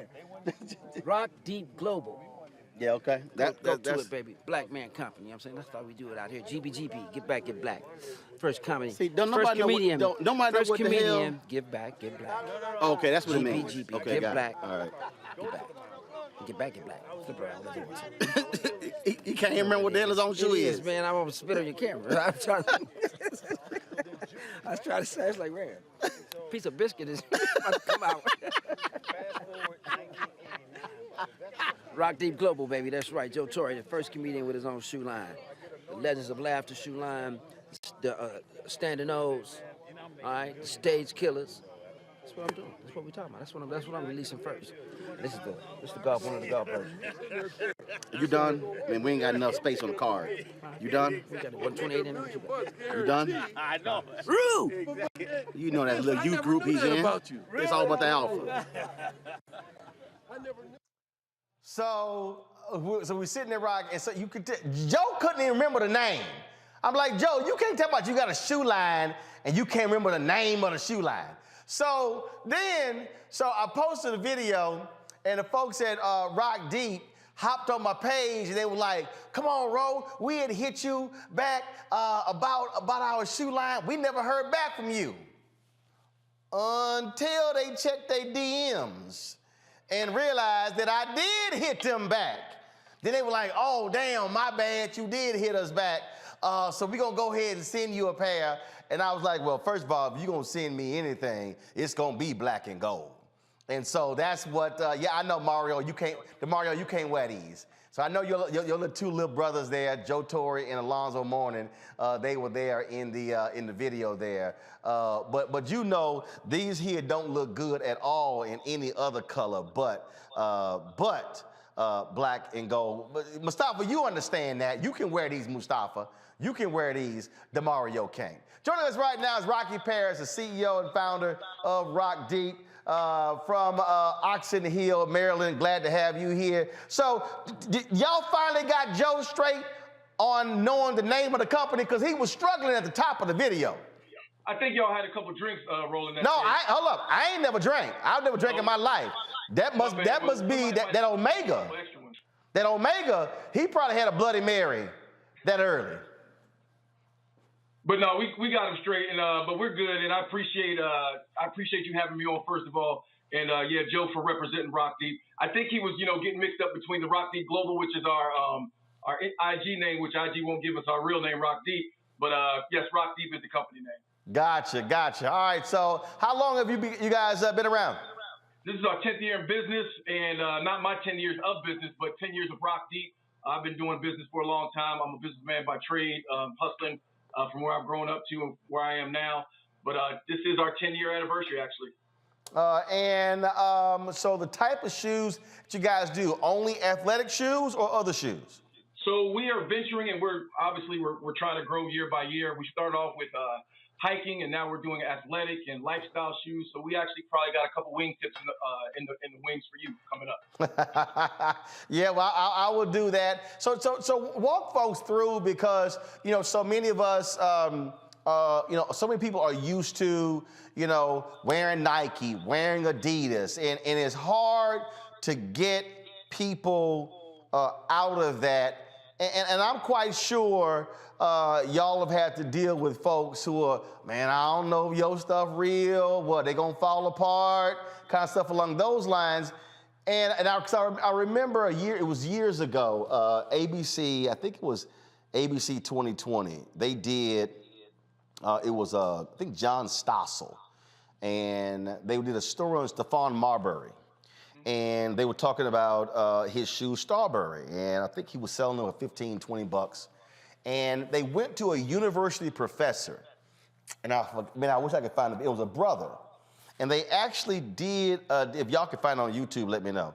Just look up Stephon Marbury, John Stossel, ABC 2020, Starbury, and they did a deconstruction of the shoe, and so they literally tore the shoes apart, and they compared the Nike to the Starbury shoe, and the guy went through the padding, the sole, of the ankle protection, and he basically concluded it was the same shoe. He said, so $15 compared to $150. He said, you really spend $135 on that box. Correct. Well, for the name, but I disagree, because it wasn't really apples to apples, because you can't really put a Jordan Air, even though 30 years ago they're still using that technology as if it's brand new today. They're still selling you a $15 technology for about $300. But back then, he really wasn't doing EVA to EVA and upper material to upper material. He wasn't using a signature Jordan. He was doing an old team Jordan. So I'm actually familiar. I'm 49 years old myself, so I go back a little bit ways myself. But to your earlier point of how do we get people to believe in us, brand loyalty, and just being out there hustling. We didn't get here overnight. We started off with a Kickstarter with one shoe, and now we're up to 300 styles. But, people see us right now, like me being on Roland Martin's show and saying, man, you done made it. Yeah, you're overnight success. And I'm like, man, it only took me 49 years to get here. So, and I was listening to you last night as well. It's all about not caring what people think about you, and doing what you're going to do regardless of what, staying within your vision and being true to yourself. It wasn't easy. And if everybody thinks they could do it, I invite you to do it. But for us, unfortunately, we had to wait until people of our hue came and joined the party. But I'm glad they're here now. But it took pilgrims. Supporting us to keep us here 10 years. But right now, I would say we are neck and neck with our people supporting us just as much as everybody else. Absolutely. First of all, y'all YouTube people, look, I don't know how we ain't hit 1,000 likes. Y'all slow, so let's get it going. It's only at 645. I ain't gonna ask again now. This don't make no sense. I gotta keep telling y'all to hit that like button. Now, here's the point I wanna make. Now, I almost brought him in, but I wasn't gonna give him a free shot because Nike don't advertise with us. So show these shoes again. So I would dare say these shoes here that I'm wearing, it's a compression style. It's a compression style. Now, I have a pair of black and gold Kevin Hart Nikes that look very similar, that are compression style. And I can tell you those are horrible on my feet because they're too damn compression. I mean, I'm talking about they damn near strangle my feet, they don't breathe. And it's hard to actually, I'm just being honest. I mean, and it's hard, I don't wear them a lot because it's hard to get my feet in the shoes, how they're constructed. These were a lot easier matter of fact, do this here. Go to the Alex. Go to or Eric. Go to the room, tech room. Bring me out that folding chair, please. It was a lot easier for me to put these shoes on, and they feel even more comfortable and breathe in terms of how I'm wearing them than those black and gold Kevin Hart Nikes that I have. So let me explain to you why. So they have the opportunity of people like yourselves and mine who've been brand loyal to, brands like Nike. I've been there. But I don't have that luxury. When you go to one of our stores were open or onto our website, I don't know what you're going to pick. I have to hit every single time on comfortability, and shoe looks are subjective. What you like may be not what I like, and what I like may not be what anyone likes, but I have to create outside of myself. So, but when I put these shoes on you, I have to build the shoe from inside out. If it is not comfortable, you are not giving me a second chance. If it's good, you're going to give us a second chance, but we literally have to make the best first impression when you put that shoe on for the first time. All right, so here's the perfect example. So when I put this, I'll go ahead and take a seat. I'll show y'all folks, just so you understand. So when I got dressed, boom, I sat here, and these shoes here, this pair, no laces. They're no laces. So in terms of Bennett, it slid right on.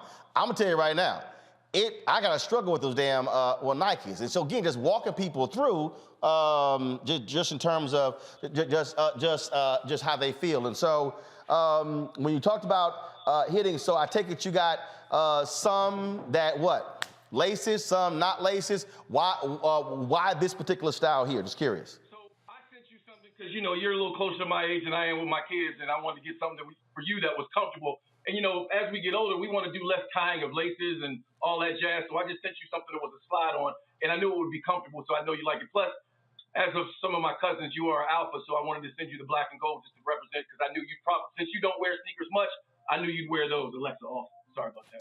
Well, yeah, like I wear them. All right, we got questions from the panelists. Yes, an alpha is gonna go first, Demario. Mustafa, go ahead. Rocky, congratulations. I was on the website 3 times a day. Rock deep, whether it's your apparel or the shoes, it's just fire. So congratulations on that. I'm interested in, what inspires you to bring out all these, just really, really hot different types of products that you have? So originally, great question, by the way. So originally, I did it because, I grew up poor. My parents weren't buying me not even $100, but not even $200-300 shoes. So I wasn't going to be a hypocrite and sell back to my community shoes that I couldn't afford as a child myself growing up. As I got older, I was able to buy what I wanted and things of that nature, but I wanted to be able to create something that was affordable. I actually started out selling everything that I did for sub 99, but fake inflation, prices rising, and things of that nature have gone, we've had to go plus 100, but we've got a little something for everybody. So we don't have just one type of shoe. We've got something literally for everybody that walks through our doors or comes to our website. Teresa. Well, congratulations. As a fellow entrepreneur myself, I know what it takes to get to this point. I am actually on the website right now. Roland, I'm glad you actually did that example. My dad is also up there in age.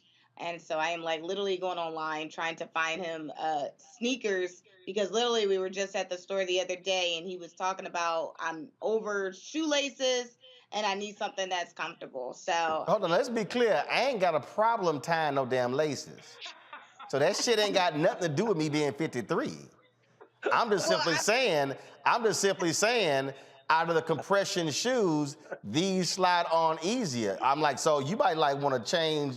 What the hell you talking about? Up in age like your daddy, and I can't. You lost your damn mind. Hell, I got all kind of shoes, but girl, you better go and ask your damn question before I cuss you out, Teresa. Go on. My question is, the designs are very unique. So are you literally creating the color scheme and everything from start to finish yourself? Because as I look at some of the women's collection, it's almost very unisex, but it's also pastel colors. And African American people, we look great in pastels. So that's just kind of one thing that I was noticing outside of the really good pricing. So if you maybe want to expound on that, that would be great. Sure. So if you look and you'll notice a lot of the names, other than you'll see the Dahomey, which is for the Dahomey Amazons, and you'll see Kush, or just many names that are from are just from Africa, and I have some from Italy and things of that nature. But all my shoes tell a story. So those colors come from someplace. I don't just go and stick colors on the shoe. Well, sometimes I do, but I'm literally designing 10 shoes at a time, because if you just work on one shoe, you can kind of get burnt out. So for me, I'm researching, I'm reading, I'm looking up things, and I always tell my kids, I have 7 kids, and I always tell them, be inspired by everything. So literally, I always have a notebook with me all the time. And people know this, you know me, just know I'm always taking notes. I wake up in the middle of the night with an idea and just write it down. But I do have a chief designer, Jameson, who is phenomenal. Basically, if I think it, he can bring it to life. And we have a small team, but I love my team, Rudy, my wife, and Renee, who helps us with the shipping. But we do what we do just from love and from inspiration. So for the colors come from us. We are the colors. I mean, I know a lot of people love jazzy and colorful, bright things, but it all goes into the story of what we're telling for each shoe. All right, well, Joe Torre sent me a text. He said, that was hilarious, #upper age. I said, yeah, she think I ain't caught that damn shade. I know Teresa thought I ain't catch that. Oh, I'm quick now. And I'm gonna hit your ass right back. Talking about just like my daddy up in his age. You lost your damn mind. DeMario, go ahead and ask your question. I love it, Teresa. Thank you so much. Because you know he always talking that noise. So we got to get him every time we can. With your old ass. Come on. Hey, man, you know, this is my first time learning about Rock Deep, and I am really, really impressed and excited to go on your website. But here's my question. How can I get some purple and gold? I like what Roland They don't sell that many. They trying to make money, dog. They trying to make money. I like what Roland has on. It's just the wrong damn colors. Joe Torre, I know you got some purple or gold if you got Joe Torre representing. So how can I? It's the right color, son. I'm going to tell you a quick story. And I don't mean to, cast any shadows on y'all's frat. But when I first got started, a couple brothers were at my sister's party. And they asked me to design a boot for them. So I did, a stepping boot. Said, I'm going to make it $150. It's basically like a $300 boot. Well, for some reason, all these brothers were telling me that I was fronting and I was posing, and they was trying to cussing me out. I was like, no one is worth my business. And I cut the shoe, and everybody was mad. So I've stayed away from the whole... Hold on. Wait. What frat was that? He said he stayed away from the whole divine. Hold on. What frat was that? It was the Q's. Because that's a broke-ass frat. Yeah. That's why. So they got mad at you because they said the boots cost too much. No, that wasn't it. But like I said, I know that everybody is like y'all very personal. You take it very, very seriously. But I just say, you know what? I'm gonna stay away from the whole frat thing. But we do make a couple things because my boy Joe, he is Q, and I got to take care of him. So especially with his new line coming out and everything. So I appreciate him again for putting that out there. My man Smackwater, which is from Houston as well. But I have something for all of your listeners if they go to and watchers. And supporters, if they go to our Instagram page, I am giving y'all a 50% discount on some things. So y'all got to go check out Rock Deep Global, and y'all can see the discount code. Well, the problem. Wait, Roland, wait.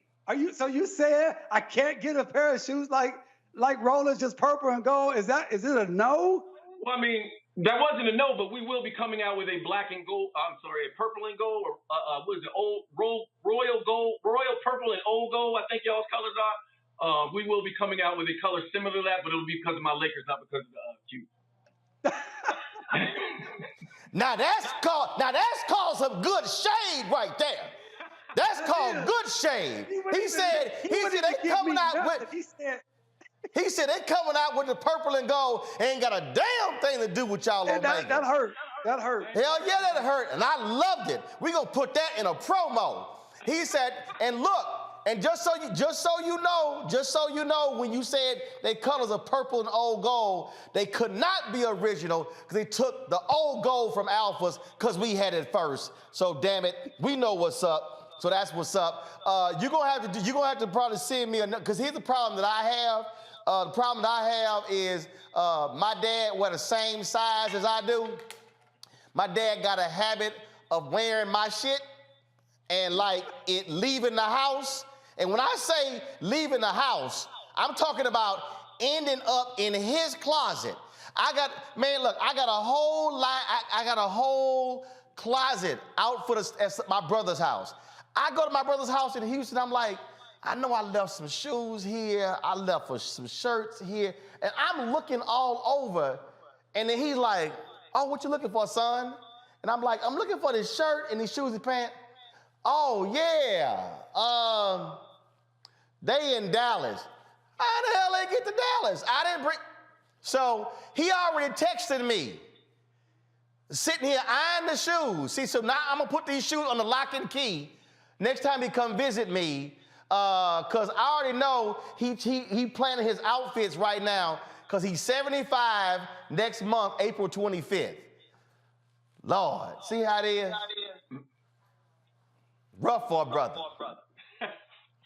Rough for a brother. All right, folks have been asking on YouTube, they've been saying, what's the website? Go ahead. Rockdeep.com. You can see it right here. ROC. Oh, yeah, there you go, right there. If you can't spell, it's on my hat, all that good stuff. And like I said, for all your watchers, supporters, and listeners, you can download our app on either the Play. You have a great experience. If you're on a desktop, go to the website. If you got a mobile phone, use our app for either Play Store. It's a great experience. We're always trying to increase the customer experience and keep our growth going.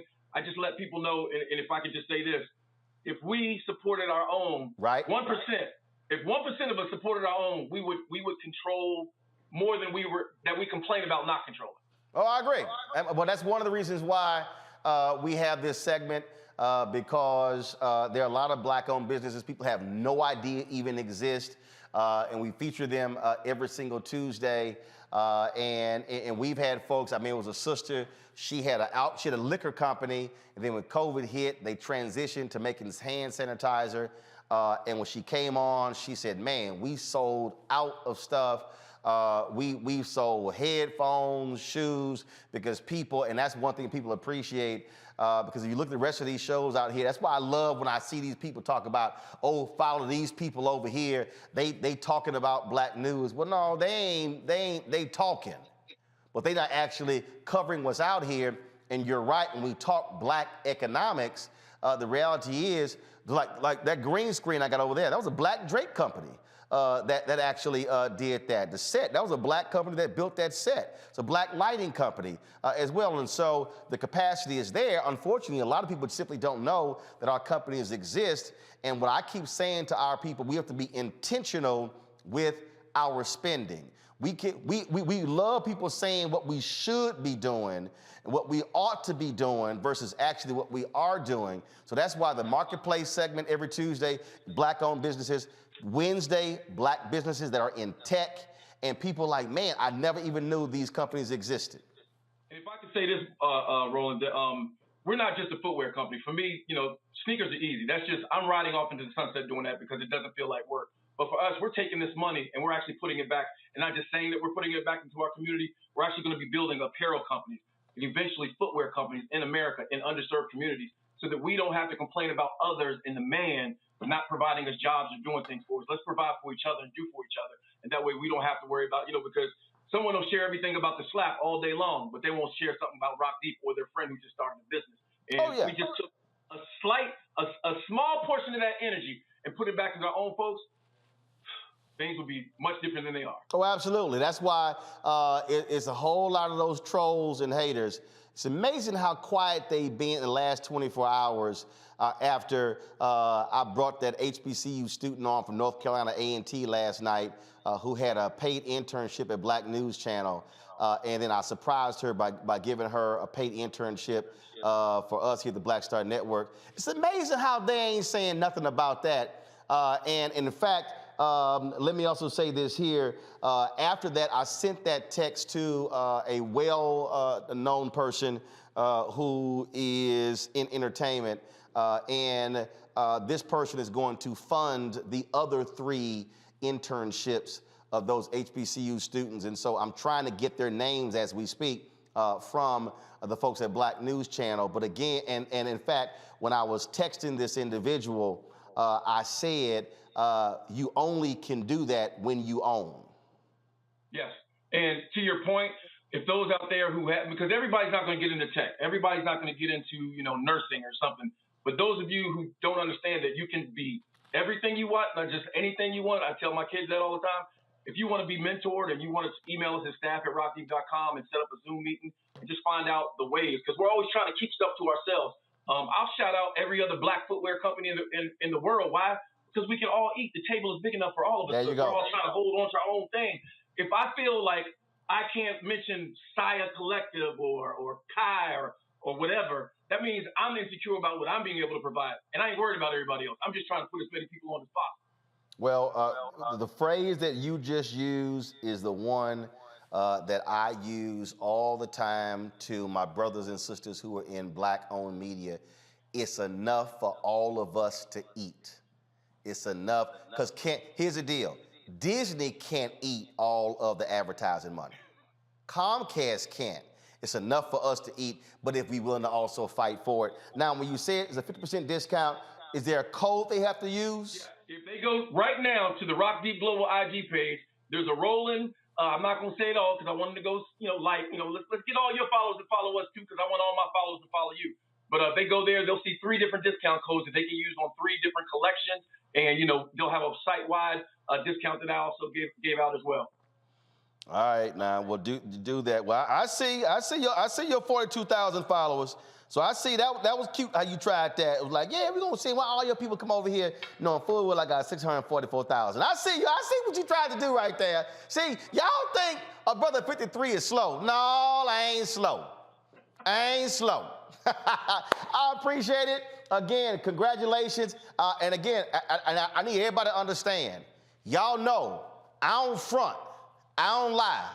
If these shoes would not be comfortable, I would not be saying they comfortable. That's why I pulled them on and I put them on, pulled them off live on the air. Because when I put them on today, before I came to the show the first time, I was like, damn, these went on real smooth. And so I wanted to show y'all that. And yes, they look great. And of course, the colors are most important. And so sorry to Mario. I know he already got off, but he gonna have to suck it up. No purple and gold. So yeah, I'm gonna have to go get the other black and gold because my dad is already tripping. He gonna text me saying I'll get a locksmith for your stuff. No, he gonna have to stay in Dallas trying to take my stuff.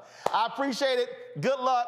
And again, folks, go to the Rock Deep Global Instagram page, and you'll actually see the code right there for y'all to get that 50% off of the shoes. I appreciate it, man. Thanks a lot. Thank you. Appreciate you. All right, then. And check that DM next time. Yo, he gonna say, bro, man, he gonna try to go, man, we hit you up, you ain't respond. Then he went, oh, damn, I did. So my bad, I see you did respond. Yeah, we kind of missed that. Simone, I'm putting it on her, but it was on me. I take it on the chin. All right, all right. Appreciate it. Take care. Appreciate you. All right, then, folks. That is it for us. Mustafa, Teresa, DeMario, I appreciate it. I think y'all always hanging out with us. And Teresa, don't be trying to see this slide no shade in there talking about I'm like your daddy. First of all, how old is your daddy? And see if I answer that. Teresa, how old is your daddy? He'll be turning 80. How the hell you gonna put me and your daddy in the same damn category? My daddy turns 75 next month. You know, you done lost your damn mind. I'm sitting here thinking, Teresa, just go ahead and click, just click off. Right. Just go ahead and click off. Y'all don't see Teresa for a few weeks on the show. Y'all know she in the Roland Martin Unfiltered Doghouse. Lost her damn mind. Her daddy 80. Mustafa, what the hell was she? Mustafa, really? What is wrong with Teresa? I know Teresa gone. I'm going to call her when I get in the car. Lost her mind.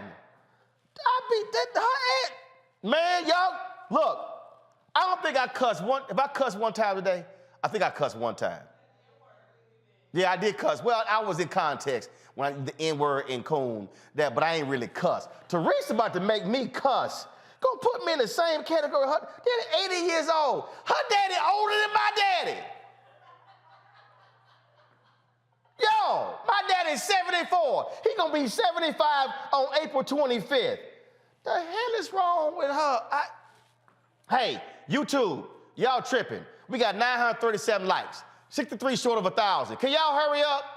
Okay, I'm about to sit and tell people how to give. Y'all better hit 1,000 likes before we log off, okay? It's been 2,000 of y'all on here. Why y'all got a brother begging for some damn likes, okay? Listen, if y'all want to support us, Mustafa, thanks a bunch. Download the Black Star Network app, y'all. Apple phone, Android phone, Apple TV, Android TV, Roku, Amazon Fire, Xbox One, Samsung Smart TV. Y'all, I was on the phone today.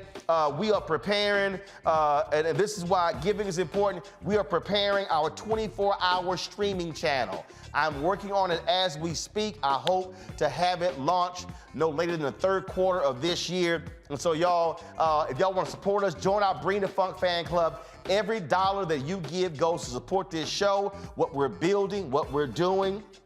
Some amazing stuff. If you do not want to give via these platforms, it's okay. You can send your check and your money order. Yes, I will sit here and open that envelope, take a picture of that, sign the back of it, take a picture of it and deposit. It's a whole lot of work, but every dollar counts. P.O. Box 57196, Washington, D.C. 20037. Cash App is $RM Unfiltered. PayPal is R Martin Unfiltered. Venmo is RM Unfiltered. Zelle is roland@rolandsmartin.com. roland@rolandmartinunfiltered.com. Y'all, that's it. I appreciate it. Thank you so very much. I will see y'all tomorrow right here on Roland Martin Unfiltered on the Black Star Network. Teresa talking about she know her daddy can't get up this hot. She know her daddy can't hop like an alpha can. And DeMario, you know your knee's so bad, you can't even do that spin. You know you can't do it. DeMario hit that step, he'll sit here and lose his mind. He'll blow his ankle and knee out. All right, y'all, I'm out. Holla!